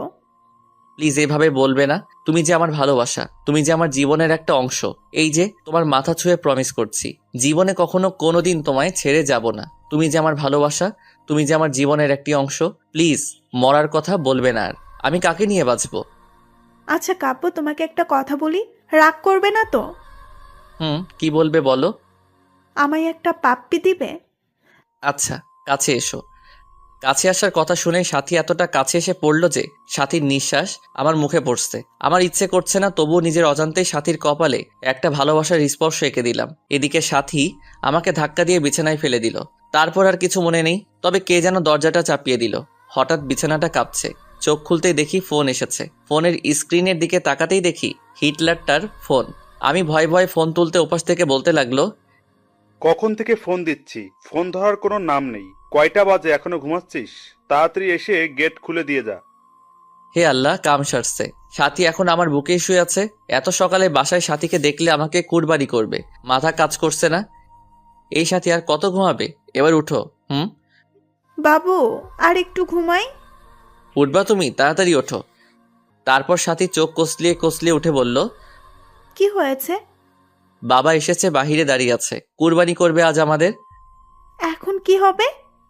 যা হবার হবে। বুক থেকে সরো, শাড়িটা পরে নাও। তারপর সাথী শাড়িটা ঠিক করে রুমের বাহিরে এলো। আমি ভয়ে ভয়ে বাসায় গেট খুলতেই বাবা বলল, গেট খুলতে এত সময় লাগে? আর ওই মেয়ে এখানে কেন কেন এসেছে এত সকালে? আমি ঠিক কি বলবো ভেবে পাচ্ছি না, খুব ভয় হচ্ছে। পাশ থেকে তখন হঠাৎ মীরা বলতে লাগলো, বাবার সাথে আমার বান্ধবী এদিক দিয়ে যাচ্ছিল আর আমাকে ফোন দিলে আমি আসতে বলি। বাসায় আসার পর দেখি কাব্য ওর সাথে পূর্ব পরিচিত। ও আচ্ছা, সাথীমা তুমি কিছু মনে করো না, কাব্য বাবার এমনই, সব কিছু সন্দেহের চোখে দেখে। আন্টি, আমি কিছু মনে করিনি। আমার আজ তাড়া আছে। এখন তাহলে উঠি, অন্যদিন আবার আসবো। সাথী কথাটা বলে চলে গেল। সাথী চলে গেলে মীরাকে ছোট্ট করে একটা ধন্যবাদ দিলাম। মীরা করুণ দৃষ্টিতে আমার দিকে তাকালো। এদিকে মীরার কলেজে ক্লাস শুরু হয়েছে। এতদিন কাজে ব্যস্ত এবং নতুন বউ ছিল, তাই যাওয়া হয়নি। তারপর আব্বু মীরাকে কলেজে দিয়ে আসতে বলল। বাবার কথা মতো মীরাকে কলেজে নিয়ে যাওয়ার জন্য বের হলেই সাথী ফোন দেয়, জিজ্ঞাসা করে, কাব্য বাবু, কোথায় তুমি? এই তো আব্বু মীরাকে কলেজে নিয়ে যেতে বলল, তাই দিয়ে আসতে বের হলাম। আচ্ছা, তোমার যাওয়ার কোনো প্রয়োজন নেই। মীরাকে গাড়ি দিয়ে কলেজে পাঠিয়ে দাও। আমি সাথীর কথা মতো তাই করলাম। তারপর দুপুরে বসে আছি, তখন হঠাৎ মীরার নাম্বার থেকে ফোন আসলো। আমি ফোনটা ধরতেই ওপাশ থেকে অপরিচিত কণ্ঠে কেউ একজন বলল, এক্সকিউজ মি, ফোনটা যার তিনি দুর্ঘটনায় মারা গেছেন। লাস্ট ডায়ালে আপনার নাম্বারটা ছিল, এজন্য আপনাকে কল দিলাম। প্লিজ, মেয়েটি যদি আপনার পরিচিত হয়ে থাকে তাহলে চট্টগ্রাম মেডিকেল কলেজ হাসপাতালে আসুন। কথাটা শুনে কিছুক্ষণের জন্য আমি পাথর হয়ে গিয়েছিলাম। কি থেকে কি হয়ে গেল কিছুই বুঝলাম না। সাথে সাথে হসপিটালে গিয়ে দেখি লাশের মাথাটা কেমন যেন থেতলে গেছে, নাক দিয়ে রক্ত বের হয়ে আছে, মুখটা অনেক মায়াবী লাগছে। আজ কেন জানি আমার বুকটা ফেটে কান্না আসছে। কিন্তু কেন? আজ তো আমার সুখের দিন, আমার পথের কাঁটা দুনিয়া থেকে বিদায় নিয়েছে। তবে কেন এত কষ্ট হচ্ছে? মনে হচ্ছে প্রাণটা দেহ থেকে বের হয়ে যাচ্ছে। হে আল্লাহ, ভালোবাসা পাওয়ার জন্য নিজের স্ত্রীকে খুন করে ফেললাম। তার কিছুক্ষণ পর বাবা মা আসলো, তারাও কাঁদছে। বাবা সবচেয়ে বেশি কাঁদছে। তারপর মীরাকে হাসপাতাল থেকে বাসায় নিয়ে আসা হলো। আজ মীরার দাফন। আমি মীরার লাশটা কাঁধে নিয়েছি। মনে হচ্ছে কলিজাতে কেউ ছুরি চালিয়ে দিয়েছে। দূরে সাথীকে দাঁড়িয়ে থাকতে দেখলাম, সাথীও আজ কাঁদছে। আকাশ বাতাস আজ কাঁদছে মনে হচ্ছে। তারপর মীরাকে দাফন করে কিছুক্ষণ কবরের পাশে দাঁড়িয়ে থেকে চলে আসলাম। তারপর সাথী আমাকে নির্জনে ডেকে নিয়ে অনেক কান্না করলো, ক্ষমাও চাইলো। সরাসরি আমার পায়ে পড়ে বলতে লাগলো, কাব্য, আমাদের ভালোবাসার জন্য একটা নিষ্পাপ জীবনকে হত্যা করে ফেললাম। আমি সাথীকে সান্ত্বনা দেওয়ার জন্য বললাম, তুমি কিছু অন্যায় করনি, যদিও বা করে থাকো সব তোমার ভালোবাসাকে পাওয়ার জন্য। তারপর সাথী চলে গেল। আমার মনে হচ্ছে মীরার ছায়া মনে হয় প্রতিনিয়ত আমার পাশে ঘুরে। কেমন যেন উদাসীন উদাসীন লাগছে। আজকে ভাবলাম সাথীর কাছে যাই, এভাবে আর পারছি না। আজ রাতটা সাথীর সাথে থাকবো। সাথীকে ফোন দিয়ে পেলাম না, এই জন্য সরাসরি বাসায় চলে গেলাম। বাসায় গিয়ে দেখি দরজা খোলা। আমি সরাসরি সাথীর রুমে চলে গেলাম। হঠাৎ সাথীর রুমের কাছে যেতেই দরজার ভেতর থেকে পুরুষ কণ্ঠের আওয়াজ শুনলাম। আমি ভেতরে কি হচ্ছে তা দেখার জন্য জানালার পর্দা সরিয়ে রুমের ভেতরে তাকাতেই চমকে উঠলাম। এটা কি হচ্ছে? সাথী আর তার ভাই রথক্রিয়ায় ব্যস্ত। তারপর হঠাৎ সাথী আর সাথীর ভাই যা বলল তা শোনার জন্য আমি একেবারেই অপ্রস্তুত ছিলাম। তাদের কথোপকথন, বাবু, কতদিন ধরে আদর করো না, প্লিজ আর একটু কাছে আসো। মা, আমার বাবুটা কি হট। সজীব, যাকে সাথী ভাই হিসেবে চিনতাম। ইস, আমার বুঝি লজ্জা করে না? ও মা, তাই বুঝি? কোথায় লজ্জা করে? কথাটা বলে সজীব সাথীকে কিস করতে লাগলো আর বলতে লাগলো, বাসরাতে কে আগে জড়িয়ে ধরেছিল? আর আমরা তো স্বামী স্ত্রী। আর স্বামী স্ত্রীর মাঝে কিসের লজ্জা? পৃথিবীর সবাই জানে আমরা ভাই বোন, তবে আমরা দুজন ছাড়া। কথাটা বলে সাথীর ঠোঁট জোড়ার সাথে সজীবের ঠোঁট জোড়া আবারও মিলিয়ে দিল। এদিকে এসব দৃশ্য দেখে আমার পায়ের তলার মাটি সরে যাচ্ছে, চোখ দিয়ে অঝরে পানি ঝরছে, যার জন্য আমার নিষ্পাপ বউকে হারালাম। মন চাইছে কাল নাগিনীকে খুন করি। এখন মীরার মুখটা এখন বারবার চোখের সামনে ভেসে উঠছে আমার। ওগো শুনছো, আমাদের প্ল্যান সাকসেসফুল হওয়ার পথে। আমাদের পথের কাটা মীরাকে গাড়ি চাপা দিয়ে মেরে ফেলেছি। মেয়েটা কাব্যকে অনেক ভালোবাসতো, কিন্তু আমার অভিনয়ের কাছে সব ভালোবাসা চাপা পড়ে গেছে। আমার বউটা অভিনয় অ্যাওয়ার্ড পাবে। তুমি একদম পারফেক্ট অভিনয় করেছো। আর সবচেয়ে রেলগাড়ির নিচে চাপা পড়ে মরার প্ল্যানের সাথে সাথে অভিনয়টা একদম সুপারহিট হয়েছিল। দেখতে হবে না বউটা কার। এখন শেষ একটা কাজ হচ্ছে আমার জন্য। পাগল কাব্যকে বিয়ে করে কৌশলে তার সমস্ত সম্পত্তি লিখে নিয়ে আমার বাবুটাকে নিয়ে আমেরিকা চলে যাওয়া, আর তা এই মাসেই পূরণ হবে। হাসতে হাসতে কথাগুলো বলল সাথী। এদিকে কথাগুলো শুনে আমার বুকটা চিনচিনে ব্যথা করছে। মন চাচ্ছে দুইটাকে খুন করি। এদের জন্য আমার স্ত্রী মীরা আজ পরপারে, কিন্তু না, এদের এইভাবে মারলে ফেসে যাব। তাই কৌশলে আমার স্ত্রী হত্যার প্রতিশোধ নিতে হবে। আজ বাইক চালাচ্ছি আর মীরার কথা ভাবছি। মনে হচ্ছে মীরা আমার পাশে বসে শক্ত করে আমাকে জড়িয়ে ধরে আছে। চোখ দিয়ে নিজের অজান্তেই পানি আসছে। বাড়িতে এসে বাবাকে জড়িয়ে ধরে ছোট বাচ্চার মতো কান্না করে দিলাম। খুব কষ্ট হচ্ছে আমার। বাবা মাথায় হাত বুলিয়ে দিয়ে বলল, আল্লাহর উপর ভরসা রাখ, তিনিই সবকিছু ঠিক করে দিবেন। তারপর রুমে এসে শুয়ে পড়লাম। চোখ বন্ধ করলেই পিচিটাকে দেখতে পাই। খাইতে গেলেও মনে হয় কে যেন বলে, তুমি খাবে না? তুমি না খেলে আমিও খাবো না। আমি পারছি না এভাবে আর থাকতে। তারপর হঠাৎ ক্রিং ক্রিং করে ফোনটা বাজছে। ফোনের দিকে চেয়ে দেখি কাল নাগিনীটা ফোন দিয়েছে। শত অনিচ্ছা সত্ত্বেও ফোনটা ধরলাম। ওপাশ থেকে, আমার বাবুটা কেমন আছে? আমার বাবুটাকে বড্ড বেশি মিস করছি। বাবুটা একটু আমার সাথে দেখা করবে কি পার্কে? আমার যে বুকটা চিনচিনে ব্যথা করছে। না এতগুলো। আর অল্পদিন পরেই আমার বাবুটাকে আপন করে পাবো। প্লিজ এসে পড়ো পার্কে। আমি কিছু না বলেই কাল নাগিনীটার ফোনটা কেটে পার্কে চলে গেলাম। পার্কে গিয়ে চুপচাপ পাশে দাঁড়িয়ে আছি। কাল নাগিনীটা নীল শাড়ি পরেছে, নোংরা শরীরটাকে ঢেকে রেখেছে নীল পোশাকের আড়ালে। যদি কেউ নোংরা মনের কার্যকলাপ দেখতে পারতো, মনে হয় কেউ থুতু পর্যন্ত দিত না এই শরীরে। কি হলো বাবু, তোমার পছন্দের শাড়ি পরেছি, কেমন লাগছে বললে না তো? কি বলবো? আচ্ছা বাদ দাও, আমার পথের কাটা তো নেই। চলো না বিয়ে করে নেই। তোমাকে ছাড়া রাতগুলো আমার নির্ঘুম কাটে। তুমি যে আমার স্পন্দন। খুব ইচ্ছে করে তোমাকে আপন করে নেওয়ার। আল্লাহ আমার সেই ইচ্ছা পূরণ করবে না। আমি যে তোমাকে নিজের থেকেও বেশি ভালোবাসি। কথাটা বলার সাথে সাথে ঠাস ঠাস করে চর বসিয়ে দিলাম। আর সহ্য হচ্ছে না। এই, তুই আমাকে ভালোবাসিস? তাহলে সজীবকে? কাপু কি বলছে এসব? সজীব তো আমার ভাইয়া। চোখের পানি ফেলে দিয়ে কথাটা বলল সাথী। এমন চেহারা দেখে যে কেউ কালনাগিনীটার মায়ায় পড়ে যাবে, কিন্তু আমি নই। ছি, তোর লজ্জা করে না নিজের স্বামীকে ভাই বলতে, স্বামীকে ভাই বানাতে? আমি সেদিন তোর বাসায় গিয়ে সব দেখেছি আর শুনেছি। তোদের দুটোকে আমি নিজের হাতে খুন করে আমার ফুলের মতো নিষ্পাপ স্ত্রী হত্যার প্রতিশোধ নিব। হা হা হা। তার আগে দেখ এই ভিডিওটা। তুই যদি সাথীকে বিয়ে না করিস তাহলে বলবো তুই সাথীকে বিয়ের প্রলোভ দেখিয়ে তার সর্বনাশ করেছিস।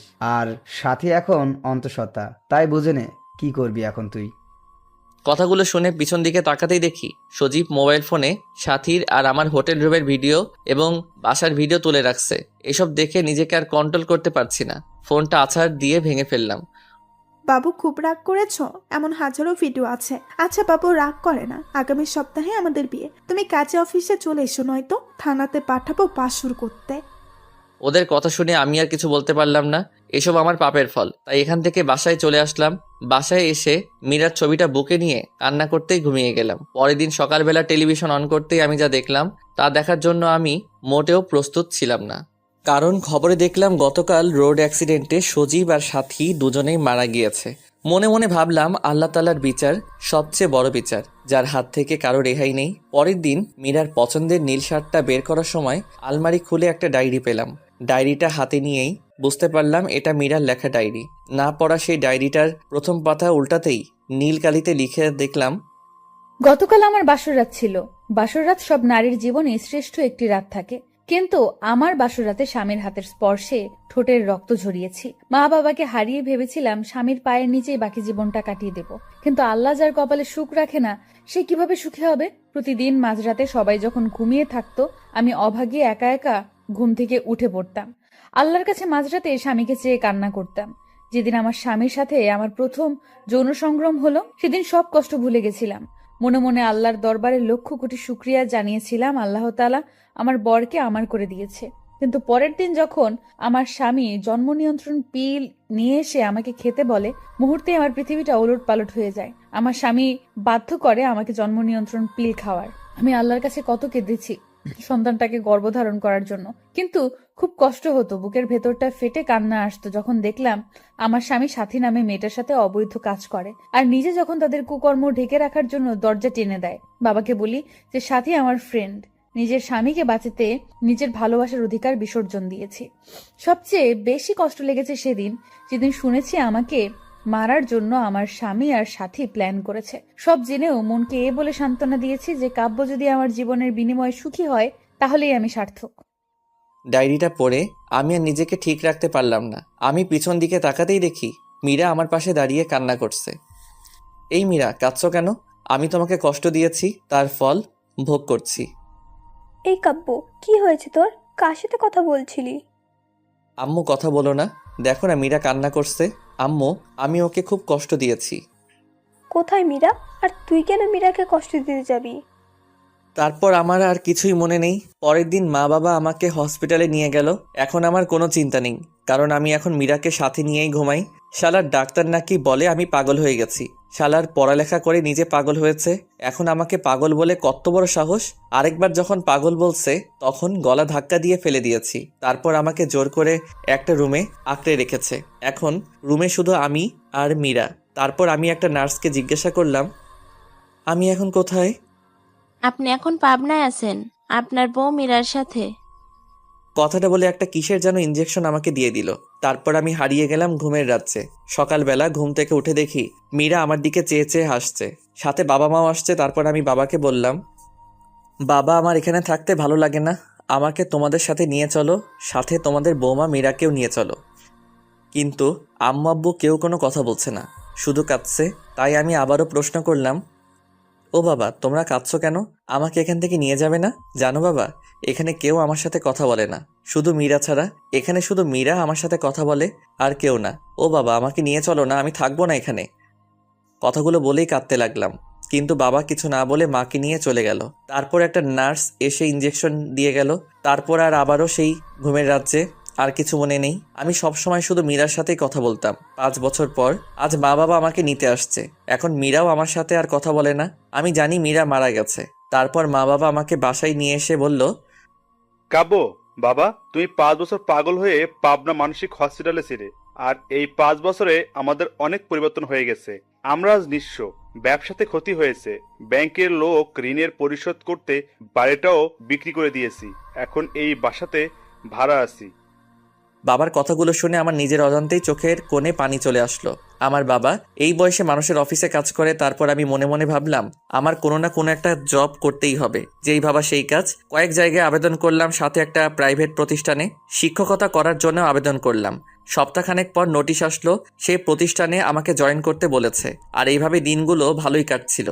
কিন্তু প্রতি রাতেই মীরার স্মৃতিগুলো আমাকে ঘুমাতে দেয় না। মীরার সেই দুষ্টমিগুলো আজও আমাকে কাঁদায়। প্রতি রাতে আমি মীরার ছবি বুকে নিয়ে ঘুমাই। খুব কষ্ট হয়।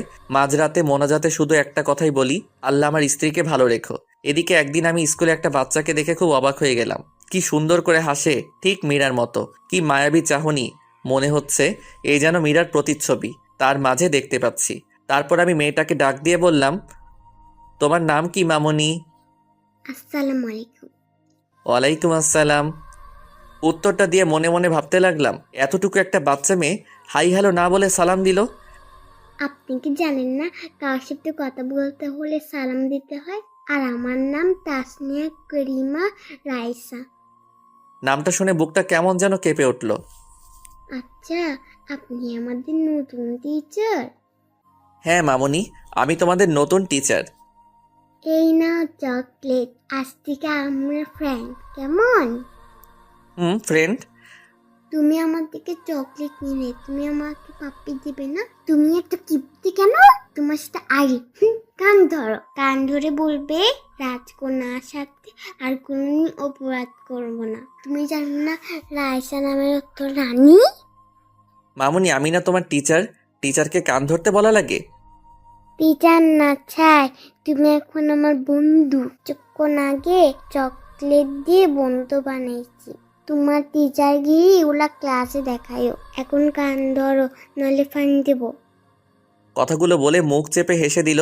আমি কি বলবো ঠিক ভেবে পাচ্ছি না, খুব হাসি পাচ্ছে। মেয়েটার চোখের দিকে তাকিয়ে দেখি মেয়েটা রাগী লোক নিয়ে তাকিয়ে আছে। কি হলো, আমার কথা বুঝনি? বন্ধু হলি কেন? বন্ধু হয়েছে যেহেতু কান ধরে বলো, আর অপরাধ হবে না। যদি কান না দেবো তাহলে দাঁত পড়ে যাবে, আর দাঁত পড়ে গেলে বিয়ে হবে না। তারপর আমি রাইসার কথা শুনে কান ধরে বললাম, আচ্ছা আমার ভুল হয়ে গেছে, আর এমন ভুল হবে না। বলেই মেয়েটাকে টান দিয়ে কোলে নিয়ে গালে মুখে চুমু দিয়ে বললাম, মামুনি এখন হয়েছে? বেশ হয়েছে, তুমি খুব ভালো। তখন হঠাৎ পাশ থেকে 10 বছরের মতো একটা মেয়ে এসে বলল, রাইসা, আব্বু এসেছে, চলো, দাঁড়িয়ে আছে। ও আপু, তুমি আমার ফ্রেন্ডের সাথে পরিচয় হই না? এই যে স্যার, এটা আমার আপু রিচি।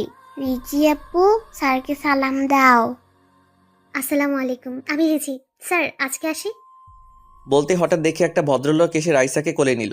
রাইসা বাবাই বাবাই বলে লোকটাকে জড়িয়ে ধরলো। তারপর লোকটা রাইসা আর রিচিকে নিয়ে গাড়ি করে চলে গেল।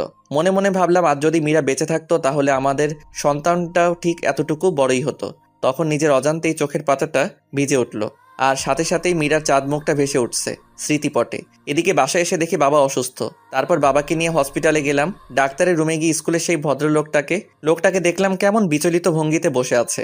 তারপর ডাক্তার লোকটিকে বলল, রফিক সাহেব, যদি ও নেগেটিভ রক্ত না পাওয়া যায় 4 ঘন্টার ভেতর, তাহলে আপনার মেয়েকে বাঁচানো সম্ভব না। এদিকে আমি একজন ডাক্তারকে নিয়ে বাবাকে দেখালাম। ডাক্তার বলল, তেমন কিছু না, হয়নি, শুধু প্রেশারটা একটু বেড়েছে। তারপর আমি বাবার বেড থেকে বের হয়ে পাশের বেডের দিকে তাকাতেই বুকটা কেমন যেন উহু করে কেঁদে উঠল। কি মায়াবী মুখটা, কেমন যেন অন্ধকারে ঢাকা পড়ে গেছে। মুখে অক্সিজেন মাস্ক লাগানো, মনে হচ্ছে এ যেন আমার নিজের আপন কেউ। আর কেন আমার এতটা কষ্ট হচ্ছে মেয়েটাকে দেখে, বুকের ভেতর চিনচিনে ব্যথা করছে। তারপর আমি ডাক্তারের রুমে গিয়ে বললাম, মেয়েটার কি হয়েছে? তখন পাশ থেকে লোকটি বলল, গতকাল স্কুল থেকে আসার সময় আমাদের গাড়ি নিয়ন্ত্রণ হারিয়ে অ্যাক্সিডেন্ট হয়। রায়সা মামনির প্রচুর ব্লাড যায়, মাথায় অনেক আঘাত পেয়েছে। তার মা মেয়ের খবর শুনে অজ্ঞান হয়ে পড়ে আছে। মেয়েটা যদি কিছু হয়ে যায় তাহলে তার মা বাঁচবে না। যদি এখন রক্ত না পাওয়া যায়, আল্লাহ যে কি করবেন। কথাটা বলেই কেঁদে দিল। এদিকে এক নার্স এসে বলল, স্যার, চট্টগ্রামের আশেপাশে প্রায় সব ব্লাড ব্যাংকে খবর নিয়েছি, কিন্তু কোথাও রক্ত পাওয়া গেল না। এদিকে পেশেন্টের অবস্থা ভালো না, জানি না কি হবে। নার্সের কথাটা শুনে রফিক সাহেব কেঁদে দিলেন। আমার কেন যেন কথাগুলো শুনে খুব কষ্ট হচ্ছে। তখন আমি ডাক্তার সাহেবকে বললাম, ডাক্তার সাহেব, আমি রক্ত দিব, আমার রক্তের গ্রুপ ও নেগেটিভ। ডাক্তার তখন তাড়াহুড়া করে আমায় নিয়ে শুইয়ে দিলেন। 2 ব্যাগ রক্ত নিয়ে রাইসাকে দিল। আমি কিছুক্ষণ শুয়ে থেকে বাবার কাছে চলে আসলাম। পরের দিন বাবাকে নিয়ে বাসায় ফিরি। হসপিটাল থেকে আসার সময় রাইসার বেডের দিকে তাকিয়ে দেখি একটা মেয়ে রাইসাকে জড়িয়ে ধরে আছে। মনে হচ্ছে এটাই রাইসার মা, কিন্তু মানুষটাকে খুব পরিচিত লাগছে। একধানে তাকিয়ে আছি মেয়েটার দিকে। কি রে কাব্য, বাসায় যাবি না? এভাবে দাঁড়িয়ে পড়লি যে? বাবার কথা শুনে খানিকটা চমকে উঠে বললাম, চলো বাবা। তারপর বাবাকে নিয়ে বাসায় আসার পর বিছানায় গাটা এলিয়ে দেই। তারপর পরের দিন হঠাৎ কে যেন দরজা নক করছে। আমি দরজাটা খুলতেই আমার মাথাটা ঘুরতে লাগলো, পা দুটো কাঁপছে। আমি কি দেখছি? এটা স্বপ্ন না বাস্তব? মীরা, তুমি বেঁচে আছো? হ্যাঁ, বেঁচে আছি। তুমি কি ভেবেছিলে আমি মরে গেছি? যাকে আল্লাহ বাঁচায় তাকে কেউ মারতে পারে না। কিন্তু আমি যে স্পষ্ট দেখেছি সেটা তুমি রোড অ্যাক্সিডেন্টে মারা গিয়েছো। তুমি ভুল দেখেছো কাব্য। তুমি জানো না এই পৃথিবীতে একজন মানুষের ন্যায় আরো 7 জন মানুষ রয়েছে। আচ্ছা বাদ দাও, এই নাও আমার বিয়ের কার্ড। তুমি কিন্তু আসবেই, আঙ্কেল আন্টি সাথে জান্নাতকেও নিয়ে আসবে। মীরা, তোমার বিয়ে মানে? কি বলছো এসব? আর আমি তোমাকে ভালোবাসি, বড্ড বেশি ভালোবাসি। আমি আমার ভুল বুঝতে পেরেছি, প্লিজ আমাকে ক্ষমা করে দাও। তোমাকে ছাড়া সত্যি আমি বাঁচবো না, প্লিজ আমাকে ছেড়ে যেও না। বিশ্বাস করো, এখন আমার বুক থেকে তোমাকে আর কেউ কেড়ে নিতে পারবে না। কান্না করতে করতে কথাগুলো বললাম। চোখ থেকে তখন টুপটুপ করে পানি পড়ছে। নিজের অজান্তেই তখন মীরার হাতটা আমি ধরে ফেললাম, কিন্তু মীরা ঠাস ঠাস করে চর বসিয়ে দিল আমার গালে। তারপর হঠাৎ কি যেন পড়ায় শব্দে আমার ঘুমটা ভেঙে যায়। উঠে ফ্লোরের দিকে চেয়ে দেখি বুক থেকে মীরার ছবিটা পড়ে ভেঙে গিয়েছে। তার মানে এতক্ষণ যা দেখলাম সব স্বপ্ন ছিল। গলাটা শুকিয়ে গেছে। টেবিল থেকে 1 গ্লাস পানি খেয়ে এসে বিছানায় ধপ করে বসে পড়লাম। আমি বুঝতে পারলাম আমি মীরাকে নিয়ে বাজে স্বপ্ন দেখেছি। তখন মুহূর্তেই মীরার মুখটা বারবার ভেসে উঠছে। তারপর আবারও ঘুমিয়ে পড়লাম। কয়েকদিন পর স্কুলে গিয়ে দেখি রফিক সাহেব বসে আছে। আমি ওনাকে সালাম দিলাম। আসসালামু আলাইকুম। ওয়ালাইকুম আসসালাম। স্যার, আপনাকে আজ আমাদের বাড়িতে দাওয়াত। সন্ধ্যায় আসবেন কিন্তু। আজ আমাদের রাইসার 5ম জন্মবার্ষিকী। রফিক সাহেব কথাটা বলে বাড়ির ঠিকানা দিয়ে চলে গেল।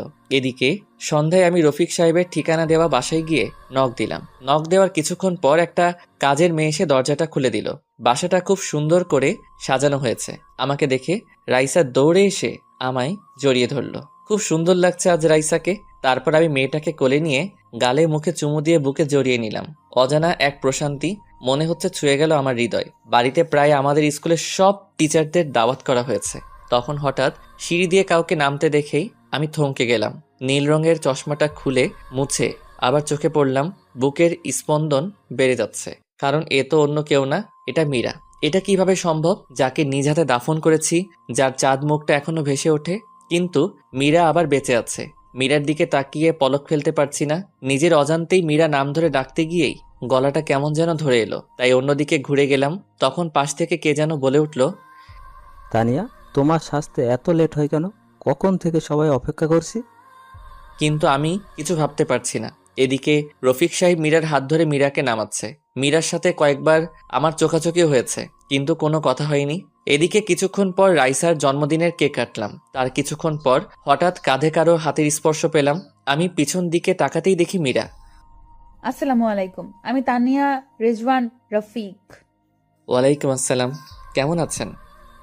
জি ভালো। আমি আপনার কাছে অনেক কৃতজ্ঞ। আপনি আমাদের কলেজের টুকরাকে রক্ত দিয়ে বাঁচিয়েছেন। রাইসার আব্বুর কাছে আপনার কথা শুনেছি।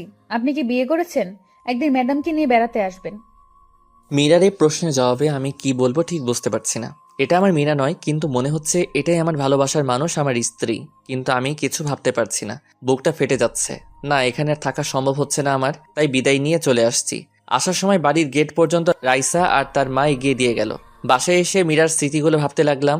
আমি জানি এটা মীরা নয়, কিন্তু কেন যেন বারবার আমার মন বলছে এটাই মীরা, এটাই আমার পিচ্চি বউ মীরা। তারপর থেকে এখন প্রায় তাদের বাসার নিচে দাঁড়িয়ে থাকি।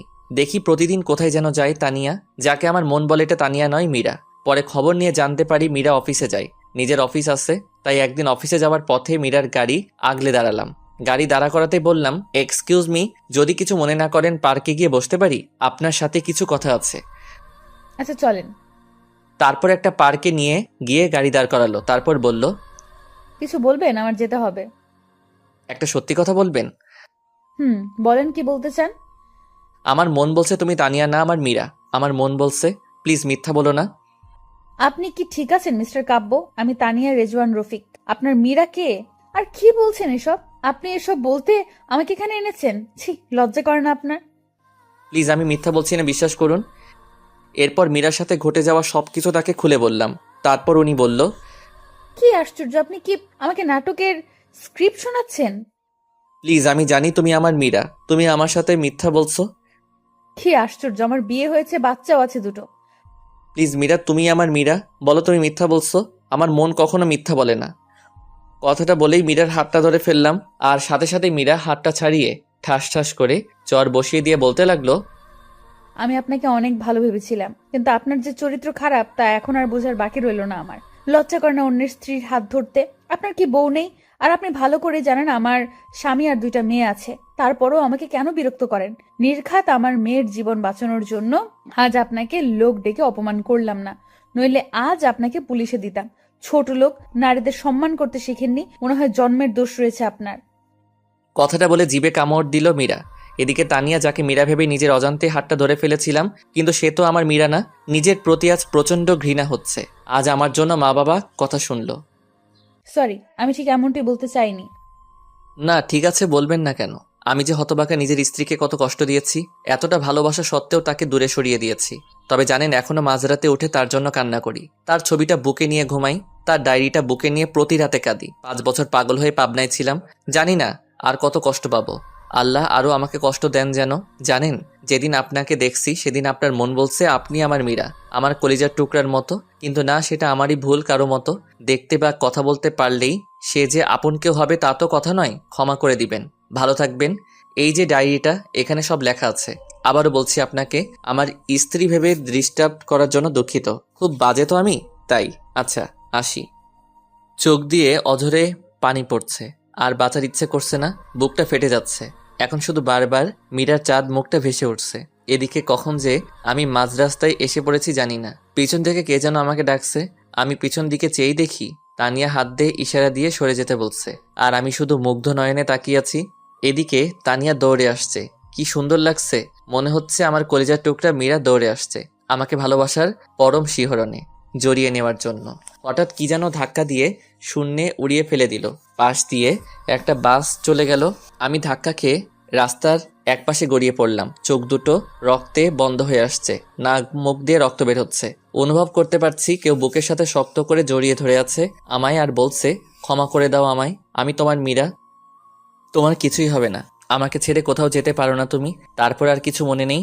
অন্যদিকে একদল লোক এসে আমাকে হাসপাতালে নিয়ে যায়। এদিকে মীরাকে আজ পাগল পাগল লাগছে। ফোনটা বের করেই কাব্যর বাবার কাছে ফোন দিয়ে কাঁদতে লাগলো। কিরে মা, কাঁদছিস কেন? বাবা কাব্য, কাব্য, কি হয়েছে কাব্যর? বাবা কাব্য অ্যাক্সিডেন্ট করেছে। বাবা ওকে ছাড়া আমি বাঁচবো না, ওকে বাঁচান বাবা। আমার মেয়েটার কি হবে বাবা? আপনি প্লিজ সদর হাসপাতালে আসেন। এদিকে মীরার মুখে কাব্য বাবার দুর্ঘটনার কথা শুনে তার পায়ের নিচের মাটি সরে গেল। তাড়াতাড়ি তার মাকে ডেকে বলল, কই গো কাব্যর মা, চলো হসপিটালে যেতে হবে, আমাদের কাব্য অ্যাক্সিডেন্ট। কথাটা বলতে গিয়ে গলাটা ধরে গেল। কি হয়েছে আমার বাবার? তোমাকে বলেছিলাম আমার ছেলেটাকে আর কষ্ট দিও না, কিন্তু তোমরা সবাই মিলে আমার ছেলেটাকে প্রতি রাতে কাঁদিয়েছো। এদিকে হসপিটালে এসে দেখে কাব্যকে অপারেশন থিয়েটারে নিয়ে গেছে। মীরা কাঁদছে। রফিক সাহেবও আসছে, মীরাকে বোঝাচ্ছে। মীরা মাকে জড়িয়ে ধরে কাঁদতে কাঁদতে বলল, মা ও কোনো কথা বলছে না, ওকে ছাড়া সত্যি আমি মরে যাব। ওই আমার নিঃশ্বাস, আমি বাঁচবো না মা কাব্যকে ছাড়া। ওকে চিরদিনের জন্য পাওয়ার জন্য কত কিছুই না করেছি। এখনো প্রতি রাতে তার দেওয়া শেষ অবলম্বন রাইসাকে বুকে নিয়ে বেঁচে আছি।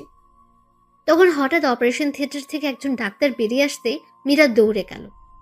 প্লিজ ডাক্তার বলেন আমার স্বামী কেমন আছে, ওর কিছু হবে না তো? প্লিজ ডক্টর, চুপ করে থাকবেন না। কিন্তু ডাক্তার চোখ থেকে পানি ছেড়ে দিয়ে বলল, দেখুন, আমরা আমাদের সর্বাত্মক চেষ্টা করেছি, কিন্তু এখন আমাদের আর করার কিছু নেই। আল্লাহকে ডাকেন, তিনি যদি ইচ্ছা করেন তাহলে বাঁচাতে পারেন। রোগী ক্রিটিক্যাল অবস্থায় আছে। ডাক্তারের কথা শুনে মীরার পায়ের তলার মাটি সরে গেল। চোখ থেকে টুপটাপ করে পানি ঝরছে। ডক্টর সাহেব, আমি কি কাব্যের সাথে দেখা করতে পারি? যান, তবে কোনো কথা বলবেন না। এদিকে মীরা ডাক্তারের কথা মতো ক্যাবিনে ঢুকতেই বুকটা হু হু করে কেঁদে দিল। সারা মুখ ব্যান্ডেজ করা, মুখে অক্সিজেন মাস্ক লাগানো। খুব কষ্ট লাগছে মীরার কাছে। কাব্যের মায়াবী মুখটা বারবার ভেসে উঠছে। মীরা কিছু ভাবতে পারছে না। তখন কাব্যের পা দুটি জড়িয়ে ধরে কাঁদতে লাগলো, আর কাঁদতে কাঁদতে বলল, কাব্য প্লিজ আমায় ক্ষমা করে দাও, আমায় ছেড়ে কোথাও যেও না, তোমার পায়ের নিচে থাকতে দিও আমায়। তোমার পায়ের নিচে যে আমার সব সুখ, আমি তোমাকে অনেক কষ্ট দিয়েছি, প্লিজ আমায় ছেড়ে দিও না। তুমি না বলেছো তোমার যদি কখনো মেয়ে হয় তার নাম রাইসা রাখবে? তুমি জানো না রাইসা তোমার আর আমার মেয়ে, জানো? তোমার মেয়ে জানে তুমি ওর বাবা। তোমাকে কতবার বাবা ডেকে বুকে জড়িয়ে নিতে চেয়েছিল, কিন্তু আমি তোমাকে বাবা বলে ডাকতে দেইনি। তুমি তোমার মেয়েকে বুকে জড়িয়ে নেবে না? ওই তোমার জীবন, আমার বেঁচে থাকার অবলম্বন। তোমাকে ছাড়া যে আমাকে কল্পনাও করতে পারি না। কথাগুলো বলতে বলতে পা দুটো বুকের সাথে জড়িয়ে কাঁদতে লাগলো, আর সমানে চুমু খেতে লাগলো। এদিকে পেছন থেকে একজন নার্স এসব দেখে নিজের অজান্তে কেঁদে দিয়েছে। তারপর মীরার কাঁধে হাত রেখে বলল, বোন প্লিজ এভাবে কান্না করো না, রোগীর ক্ষতি হবে, আল্লাহকে ডাকো। নার্সের কথা শুনে কাব্যের পা ছেড়ে দিলাম। কলিজাটা ফেটে যাচ্ছে। বাসা থেকে ফোন দিল, রাইসা নাকি খুব কাঁদছে। তার বাবার জন্য কেউ তার কান্না থামাতে পারছে না। রাইসা শুনেছে কাব্য নাকি অ্যাক্সিডেন্ট করেছে। তারপর আমি বাবাকে বলে বাসায় যাওয়ার জন্য বের হতেই এক লোক বলল, ম্যাডাম, হসপিটালে আসার সময় আপনার হাতে ডায়েরিটা ছিল। তারপর মীরা ডায়েরিটা হাতে নিয়ে বাসায় আসতেই, তুমি আমার বাসায় আসবে না, তুমি বাবাইকে কষ্ট দিয়েছো, আমি সব শুনেছি। তুমি আঙ্কেলকে ফোনে যখন বলেছো বাবা অ্যাক্সিডেন্ট করেছে, তাও আবার তোমার জন্য, তুমি আমাকে বাবা ডাকতে দাওনি। আমার বাবা অনেক ভালো, আমার জন্য সেদিন কান ধরেছিল, আমাকে জড়িয়ে ধরেছিল, আমাকে আদর করেছিল। আমি বাবাই ডাকতে চেয়েও আমি বাবাই দেখতে পারিনি, কারণ তুমি ডাকতে নিষেধ করেছো বলে। তুমি ছোটবেলায় বাবার ছবি দেখে বলেছো এটা তোর বাবা। যেদিন বাবাকে প্রথম দেখলাম সেদিন দৌড়ে বাবার কোলে গেলাম, কিন্তু বলতে পারিনি তুমি আমায় ছেড়ে কোথাও যাবে না। যেই দিন স্কুলের মেয়েরা বাবার কোলে চড়তো তখন তাদের বাবা তাদেরকে জড়িয়ে রাখতো, তখন আমি তাদের দিকে চেয়ে থাকি, আমার খুব কষ্ট লাগতো। কান্না করতে করতে কথাগুলো বলল রাইসা। রাইসা মামুনি, বাবাই ভালো হয়ে যাবে। মা আমার, তুমি কেঁদো না। তুমি আমার মা ডাকবে না, তুমি আমার কেউ না, তুমি আমার বাবাইকে কষ্ট দিয়েছো, আমার বাবাইকে বাবাই বলে ডাকতে দাওনি কেন? কথাগুলো বলে কাঁদতে কাঁদতে রুমে গিয়ে দরজা লাগিয়ে দিল রাইসা। আমি কি করব? রাইসার কথাগুলো শুনে কলিজা ফেটে যাচ্ছে। সত্যি তো, তোর বাবার থেকে রাইসাকে আমি দূরে রেখেছি। বারবার কাব্যের কথা মনে পড়ছে। রফিক ভাইয়াও কিছু বলছে না, শুধু বলল, মানুষটাকে বড্ড বেশি কষ্ট দেওয়া হয়ে গেছে রে মীরা। তারপর আমি দরজাটা লাগিয়ে বিছানায় শুয়ে বালিশে মুখটা লাগিয়ে কাঁদতে লাগলাম। হঠাৎ মনে পড়লো কাব্য একটা ডায়েরি লিখে গেছে। টেবিলের উপর থেকে ডায়েরিটা তুলে বুকে জড়িয়ে নিলাম। তারপর ডায়েরিটা খুলতেই আমি চমকে গেলাম। ডায়েরির প্রথম পৃষ্ঠায় লেখা, আমার এই হৃদয় লিখিলাম তোমার ইনাম। ডায়েরির পরের পাতা উল্টাতেই, ওগো হৃদয় রাঙিনী, জানি না কিভাবে শুরু করব। আমি যে অনেক বড় অপরাধী। তোমার অবুঝ ভালোবাসাকে আমি অবহেলা করেছি। জানো, যেদিন তোমাকে হারিয়ে ফেলেছি সেদিন বুঝেছি তুমি কতটা জোরে আমার জীবনে ছিলে। জানো, প্রতিদিন তোমার জন্য কেঁদেছি। মাঝরাতে উঠে আল্লাহর কাছে চাইতাম যেন আল্লাহ তাআলা তোমাকে আমার করে দেয়। প্রতি রাতে তোমার ছবিটা বুকে নিয়ে ঘুমাতাম, তোমার ছবি বুকে নিয়ে কাঁদতাম। জানো, মানুষ মারা গেলে নাকি তারা হয়ে যায়, তাই প্রতি সন্ধ্যায় আকাশের তারাদের সাথে কথা বলতাম যেন আমার হৃদয় রাঙিনীকে তারা যেন কষ্ট না দেয়। রাতের আকাশের সবচেয়ে উজ্জ্বল তারাকে তুমি মনে করে কাঁদতাম আর বলতাম, অভিমান ভেঙে এসো না, জড়িয়ে নাও তোমাতে, আমি যে আর পারছি না তোমার বিরহে, এসব বলে কাঁদতাম। কিন্তু তুমি এতটাই আমার প্রতি অভিমান করেছিলে যে যার জন্য আমার সাথে কথা বলো না, শুধু করুণ দৃষ্টিতে আমার দিকে তাকিয়ে থাকতে। সত্যি কি তুমি আমাকে ক্ষমা করবে না? জানো, খুব ইচ্ছা করে তোমাকে এই মরুর বুকে জড়িয়ে নিয়ে শান্ত করতে আমারই প্রাণ। মীরা, জানো, আজ একটা বাচ্চা মেয়েকে দেখে তোমার কথা বড্ড বেশি মনে পড়ছে। বাচ্চাটা দেখতে ঠিক তোমার মতোই। আমি এতটাও হতভাগী, নিজের বাচ্চাকে নিজের হাতে নষ্ট করেছি। জানো, এখনো সেই রাতের কথাগুলো ভুলতে পারি না। তোমাকে দেওয়া প্রতিটা চরের আঘাত আমার কলিজাতে লেগেছে। জানো, পরের দিন যখন বাচ্চাটাকে ব্লাড দিলাম সেদিন মনে হয়েছে আমার খুব কাছের কাউকে আমি রক্ত দিচ্ছি। বাচ্চাটার জন্মদিন, বাচ্চাটাকে বুকে জড়িয়ে নিতেই তোমার শরীরের গন্ধ পেলাম। কিন্তু যখনই সিঁড়িতে তোমার মতোই কাউকে দেখলাম তখন সত্যি ভেবে নিয়েছিলাম আল্লাহ আমার ডাক শুনেছে। আমি আনন্দে আত্মহারা হয়ে গিয়েছিলাম। কিন্তু যখন শুনেছিলাম ওটা তুমি মীরা নও, আমাকে চিনো না, তখন আমার কলিজাটা ফেটে যাচ্ছিল। যখন রফিক সাহেব এসে হাত ধরলো আমার কাছে, তখন মনে হয়েছিল কেউ যেন আমার কলিজাটা দুমড়ে মুচড়ে ছিঁড়ে নিয়ে যাচ্ছে। জানো, তুমি নেই জেনেও নিজের অজান্তে পাগলামি করেছি আর বাসায় এসে কেঁদে বুক ভাসিয়েছি। পরের দিন ঠিক করলাম তোমার জন্য লেখা ডায়েরিটা তানিয়া আপুকে দিয়ে তোমার কাছে চলে আসব। আমি যে আর পারছি না মীরা, মৃত্যুর পথ বেছে নেওয়া ছাড়া আমার আর কোনো উপায় নেই। তোমাকে ছাড়া যে এখন আমার নিঃশ্বাস নিতেও কষ্ট হয়। কষ্টটা আরো বেশি হয় যখন তোমারই মতো তানিয়া নামক মেয়েটা তার স্বামীর হাত ধরে আমারই সামনে দিয়ে হেঁটে যায়। জানো, তখন বড্ড বেশি তোমার কথা মনে পড়ে। কি করব, আমি তোমাকে ছাড়া আর যে বাঁচতে পারছি না। তোমাকে নিয়ে লেখা শেষ অবলম্বনটা তোমাকে মনে করে তানিয়া আপুকে দিয়ে গেলাম। জানো, খুব কষ্ট হচ্ছে লেখাগুলো লিখতে। আমি আসছি মীরা। ডায়েরিটা পড়তে চোখ দিয়ে জল গড়িয়ে পড়লো মীরার। মীরার আছে একটা মিথ্যের জন্যই কাব্য মৃত্যুর কিনারায়। খুব কষ্ট হচ্ছে মীরার। কাব্যের মুখটা বারবার মীরার সামনে ভেসে উঠছে। মীরার কানে বারবার বাজছে তার লেখার শেষ কথাগুলো। মীরা এসব ভাবছিল আর তখনই হঠাৎ বাইরে কিছু ভাঙার শব্দ পেল। মীরা তাড়াতাড়ি করে রুমের বাইরে এসে দেখে রাইসা কাঁদছে আর খাবারের প্লেট ফেলে দিয়েছে। মা রাগ করো না, খেয়ে নাও। তুমি আমাকে মা বলবে না, আমাকে বাবার কাছে নিয়ে যাও। তুমি আমার বাবাকে কষ্ট দিয়েছো, তুমি আমার সাথে আর কথা বলবে না। প্লিজ রাইসা, মা আমার, তোমার বাবার কিছুই হবে না। প্লিজ কান্না করো না, খেয়ে নাও। আমাকে বাবার কাছে নিয়ে যাও, আমি বাবাকে না ডেকে খাবো না। হঠাৎ তখনই সবুজকে ঘরে আসতে দেখেই মীরা ভাইয়া বলে কেঁদে দিয়ে বলল, ভাইয়া, কাব্য বাঁচবে না। কাব্যকে ছাড়া আমিও যে বাঁচবো না। সবুজ মীরাকে বুকে নিয়ে সান্ত্বনা দিয়ে বলল, কান্না করিস না বোন, আল্লাহ তাআলা সব ঠিক করে দিবেন। তোর কান্না যে আমি দেখতে পারি না। মা বাবাকে তো ছোটবেলায় হারিয়েছি, তানিয়াটাকেও প্রথম দেখাতেই হারিয়ে ফেলেছি। তোকে খুন করার জন্য সাথী নামের মেয়েটা কন্টাক্ট করেছিল। তোকে খুন করতে এসে তোর গলার লকেট দেখেই চিনে ফেলি তুই আমার ছোটবেলায় হারিয়ে যাওয়া বোন মীরা। কিন্তু সে সময় তানিয়াকে গাড়ির নিচে পিস্ট হতে দেখি। তোর চেহারা তানিয়ার মতোই ছিল। তাই যখন দেখলাম তানিয়া রাস্তার পাশে পড়ে আছে, দৌড়ে বুকে টেনে নেই। সন্ত্রাসী ছিলাম, মানুষের রক্ত দেখলে হাসি পাইতো, কিন্তু যখন নিজের বোনের রক্ত আমার শার্ট ভিজে যাচ্ছিল তখন বুঝেছি আপন মানুষের রক্ত শুধু তার শরীর থেকে ঝরে না, আপন মানুষটির কলিজা থেকেও ঝরে। তোকে আর তানিয়াকে পেয়ে অন্ধকার রাস্তা থেকে সরে আসি।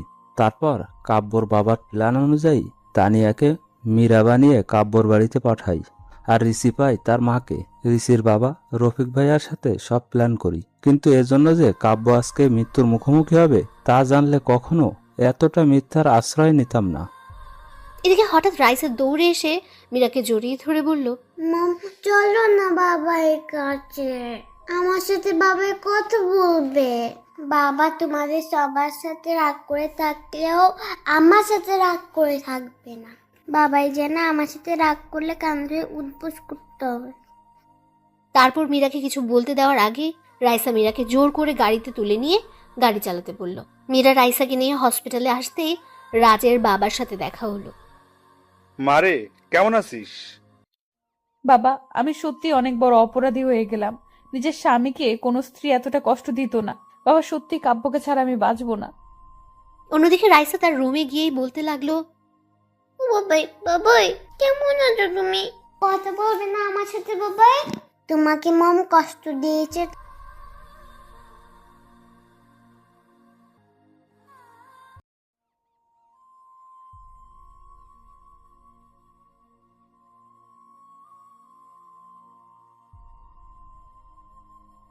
আপনি চুপ করেন তো, আমি আমার বাবার সাথে কথা বলছি। দেখছেন না? কথা বলবেন না একদম, বাবাই রাগ করবে। বাবা জানো মা তোমার জন্য কত কান্না করেছে? তোমাকে আমি ছোটবেলায় দেখেছি মায়ের সাথে একটি ছবিতে। বাবাই স্কুলের ছেলে মেয়েরা তার বাবার সাথে ঘুরে বেড়ায়, তাদের বাবা তাদেরকে চকলেট আইসক্রিম কিনে দেয়। আমি কিচ্ছু চাই না, তুমি কথা বলো বাবাই, তাহলেই হবে। কথা বলছো না কেন? দেখছো না তোমার রাইসটা কাচ্ছে? প্লিজ বাবা কথা বলো, আর চুপ করে থেকো না। তোমার এত অভিমান কিসের বাবাই? আমাকে একটু জড়িয়ে ধরো। মা তোমার জন্য রাতে ঘুমের মধ্যে কান্না করে। দেখো দেখো দাদু ভাইও কাঁদছে। আমি এখনো কিছুই খাইনি, তুমি আমাকে খাইয়ে দেবে না? তুমি আমাকে খাইয়ে না দিলে আমি খাবো না। কথা বলছো না কেন? আমার কষ্ট হচ্ছে বাবাই। এদিকে রাইসার কান্না দেখে সবাই কাঁদছে। মীরার কাছে মনে হচ্ছে তার কলিজাটা ফেটে যাচ্ছে। কিছুক্ষণ পর কাব্য কেমন যেন করতে লাগলো। ডাক্তার এসে দেখতে কেমন যেন নড়াচড়া বন্ধ করে দিল। তারপর রুম থেকে বের হয়ে ডাক্তার চোখের পানি ছেড়ে দিয়ে বলল, সরি। কথাটা শুনেই মীরা হসপিটালের ফ্লোরে পড়ে গেল। সরি, আমাদের আর কিছু করার নেই। আপনারা আল্লাহকে ডাকেন, আল্লাহ যদি তাকে স্বয়ং সুস্থ করে দেয়। ডাক্তারের কথাটা শুনেই মীরা হসপিটালের ফ্লোরে পড়ে গেল। তারপর সবাই মীরাকে নিয়ে বেডে শুয়ে দিল। এদিকে সবাই কান্না করছে। রাইসা গিয়ে কাব্যের মাথায় হাত বুলিয়ে দিচ্ছে আর বাবাই বাবাই করে ডাকছে। রাইসার কান্না দেখে সবাই কাঁদছে। কাব্যের স্যালাইন নেওয়াও বন্ধ হয়ে গেছে। হঠাৎ তখনই ডাক্তার এসে কাব্যের মুখ থেকে অক্সিজেন মাস্ক খুলে দিল। তারপর স্যালাইনটাও খুলে দিয়ে বলল, কাব্য আর কোনোদিন ফিরবে না, যা ভেবেছিলাম তাই হলো। এদিকে মীরা ভাবতে পারছে না কাব্য মারা গেছে। সবাই কান্না করছে। মীরা নিস্তব্ধ হয়ে গেছে। রাইসা কাঁদছে আর বলছে, বাবাই ও বাবাই কথা বলো বাবাই, কথা বলবে না আমার সাথে? বাবাই তুমি আর আমাকে পাপ্পি দেবে না? আমার না খুব কষ্ট হচ্ছে বাবাই। আল্লাহকে পিচ্ছি বলে আমার চোখের পানি দেখে না। ও আল্লাহ, তুমি তো বলেছো ছোট বাচ্চারা নিষ্পাপ হয়, তাদের কোনো পাপ থাকে না, তাদের কথা গ্রাহ্য করতে পারো না। ও আল্লাহ দেখো আমি কাঁদছি, তুমি আমার বাবাইকে বলো আমার সাথে কথা বলতে। তুমি কথা বলতে বললে বাবাই আর চুপ করে থাকতে পারবে না। দেখো তো বাবাই আমার সাথে অভিমান করেছে, আমাকে তো কোলেই নেয় না, আদরও করে না। আমার কষ্ট হয় না বুঝি? বাবাই ও বাবাই কথা বলো। মামা দেখো বাবাই কথা বলছে না, বাবাইকে বলো কথা বলতে। এদিকে সবাই কাব্যের জানাজা করে কবরে নিয়ে যাচ্ছে। মীরা বাক রুদ্ধ হয়ে গেছে। ফ্যাল ফ্যাল করে তাকিয়ে আছে কাব্যের চলে যাওয়ার দিকে। মীরার কলিজাটা ফেলে যাচ্ছে। আজ একটা ভুলের জন্য কাব্য সারা জীবনের জন্য হারিয়ে গেল মীরার জীবন থেকে। মম বাবাইকে কোথায় নিয়ে যায় বলো না মা? বাবাইকে সবাই কোথায় নিয়ে যায়? বাবা কি রাগ করেছে তাই নিয়ে যাচ্ছে? বাবা আবার কখন আসবে মা? বললো না মা, আমার বাবাইকে সবাই কোথায় নিয়ে যায়? রাইসার কথা শুনে মীরার কষ্টে বুকটা ফেটে যাচ্ছে, নিঃশ্বাস নিতে কষ্ট হচ্ছে। রাইসাকে বুকের সাথে শক্ত করে জড়িয়ে ধরেছে মীরা। রাইসাকে কি বলবে সে উত্তর যে মীরার কাছে নেই। এদিকে কাব্যকে কবরে নামালে মীরা আর থাকতে পারে না, দৌড়ে চলে যায় কবরের কাছে, গিয়ে বলতে লাগলো, আমি আমার স্বামীকে কোথাও যেতে দেব না, তোমরা কেউ আমার স্বামীকে দূরে সরিয়ে দিও না। এদিকে মীরার চিৎকার চেঁচামেচি শুনে কাব্যের বাবা মীরাকে গিয়ে জিজ্ঞেস করলো, কি হয়েছে মা, তুই কাঁদছিস কেন? বাবা কাব্যকে কবর দিয়ে দিচ্ছে। বাবা প্লিজ কাব্যকে কবর দিতে দিয়েন না, ওকে ছাড়া আমি বাঁচবো না। বাবা সত্যি ওকে ছাড়া মরে যাব। মারে, তুই দুঃস্বপ্ন দেখছিস। কাব্য বেঁচে আছে, ডাক্তার আল্লাহকে ডাকতে বলল। আমি জানি তুই কাব্যকে অনেক ভালোবাসিস, এত কষ্ট দেওয়ার পরেও তুই ওকেই ভালোবেসে গিয়েছিস। বাবা কাব্য কোথায়? কাব্যর বেডে। তারপর মীরা দৌড়ে কাব্যের ব্যাটে গিয়ে দেখে রাইসা কাব্যের বুকে শুয়ে আছে, মুখে অক্সিজেন মাস্ক লাগানো, শরীরে স্যালাইন দিচ্ছে। মীরা তাড়াতাড়ি গিয়ে কাব্যের কপালে চুমু দিয়ে কাব্যের পা ধরে কাঁদতে লাগলো। প্লিজ তুমি আমাকে ছেড়ে দিও না, কিভাবে বাঁচবো আমি তোমায় ছাড়া? তুমি যে আমার জীবন, তুমি যে আমার ভালোবাসা। প্লিজ ম্যাডাম, এভাবে কাঁদবেন না, পেশেন্টের সমস্যা হবে, পারলে আল্লাহকে ডাকেন। তারপর মীরা ঘড়ির দিকে তাকিয়ে দেখে রাত 1টা বাজে। মীরা তাড়াতাড়ি গিয়ে 2 রাকাত নফল নামাজ শেষ করলো। মোনাজাতে 2 হাত উত্তোলন করে বলতে লাগলো, হে পরম করুণাময় আল্লাহ তাআলা, হে রহিম রহমান, এই শেষ রাতে পৃথিবীর সকল মানুষ যখন ঘুমন্ত, এমন সময় তোমার পবিত্র দরবারে 2টি হাত তুলে ধরেছি। ছোটকালেই মা বাবাকে হারিয়েছি, বাবার স্নেহ কি জিনিস কখনো তা পাইনি মায়ের ভালোবাসা। এখন আমার জীবনের একমাত্র অবলম্বন আমার স্বামী। আজ আমার স্বামীর জীবন ভিক্ষা চাই তোমার দরবারে। হে আল্লাহ, ফকির এক দরজায় ভিক্ষা না পেলে আরেক দরজায় যায়, আর তুমি ছাড়া তো আমার কোনো দরজা নাই। এই ভিখারিনীকে তুমি খালি হাতে ফিরিয়ে দিও না। আমি কিচ্ছু চাইনি কোনোদিন তোমার দরবারে, কোনোদিন বলিনি বা অভিযোগ করিনি মা বাবাকে কেন কেড়ে নিলে। আল্লাহ, তোমার কাছে আমার স্বামীর জীবন ভিক্ষা চাই। আল্লাহ, আমার জীবনের বদলতে হলেও আমার স্বামীকে বাঁচিয়ে দাও। আমার মেয়েকে তুমি বাবাহারা করো না। আল্লাহ তাআলা, আল্লাহ, সন্তান কাঁদলে নাকি মা সহ্য করতে পারে না। ও আল্লাহ, তুমি তো দুনিয়ার মায়ের চেয়ে তোমার বান্দাবান্দিকে লক্ষ কোটি গুণ বেশি ভালোবাসো। আল্লাহ, এই নিশি রাতে তুমি কি আমার কথা শুনতে পাচ্ছ না? আমার স্বামীকে সুস্থ করে দাও হে আল্লাহ। আমার বেঁচে থাকার অবলম্বনকে আমার কাছ থেকে সরিয়ে দিও না। নিশ্চয়ই তোমার গুনাহগার বান্দির দোয়া কবুল করেছো। এ কথা বলে মোনাজাত শেষ করে জায়নামাজে ঘুমিয়ে গেল মীরা। তারপর ভোরের আলো পড়তেই মীরার ঘুম ভেঙে গেল, আর মীরা উঠে দৌড়ে কাব্যের ব্যাডের কাছে গেল। মীরা গিয়ে দেখে কাব্যের অক্সিজেন মাস্ক খোলা। তারপর ডাক্তার এসে বলল, সরি, কাব্য আর ফিরবে না। কথাটা বলেই ডাক্তার চলে গেল। সাথে সাথেই মীরা চিৎকার করে করে কাঁদছে আর বলছে, না, আমার কাব্য আমাকে ছেড়ে কোথাও যেতে পারে না। তখন সাথে সাথে কাব্যের পা দুটো জড়িয়ে ধরে বলতে লাগলো, এই তুমি আমাকে ছেড়ে যেও না, আমি সত্যি তোমাকে ছাড়া বাঁচবো না। তোমার বুকেই যে আমার শেষ ঠিকানা, প্লিজ কথা বলো, আর চুপ করে থেকো না। এসব বলছে আর কাব্যের পা জড়িয়ে ধরে কাঁদছে মীরা। মীরা কাঁদতে কাঁদতে কাব্যের কপালে গিয়ে ভালোবাসার স্পর্শ রেখে দিল। আর তখন কে যেন মীরাকে শক্ত করে জড়িয়ে ধরলো।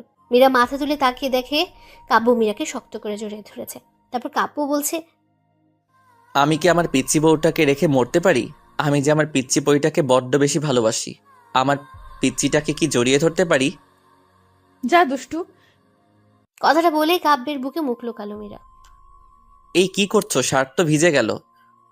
ভিজুক, কেন কষ্ট দিলে আমায়? তুমিও তো আমাকে কম কষ্ট দাওনি।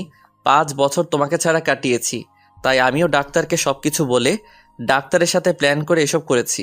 তবে হ্যাঁ, অ্যাক্সিডেন্ট কিন্তু সত্যি সত্যি হয়েছিল। আচ্ছা মীরা, সত্যি যদি আমি হারিয়ে যেতাম? কথাটা বলার সাথে সাথেই মীরা আমার মুখে হাত দিয়ে ফেলল। কি বলছো? তাহলে আমার কি হবে?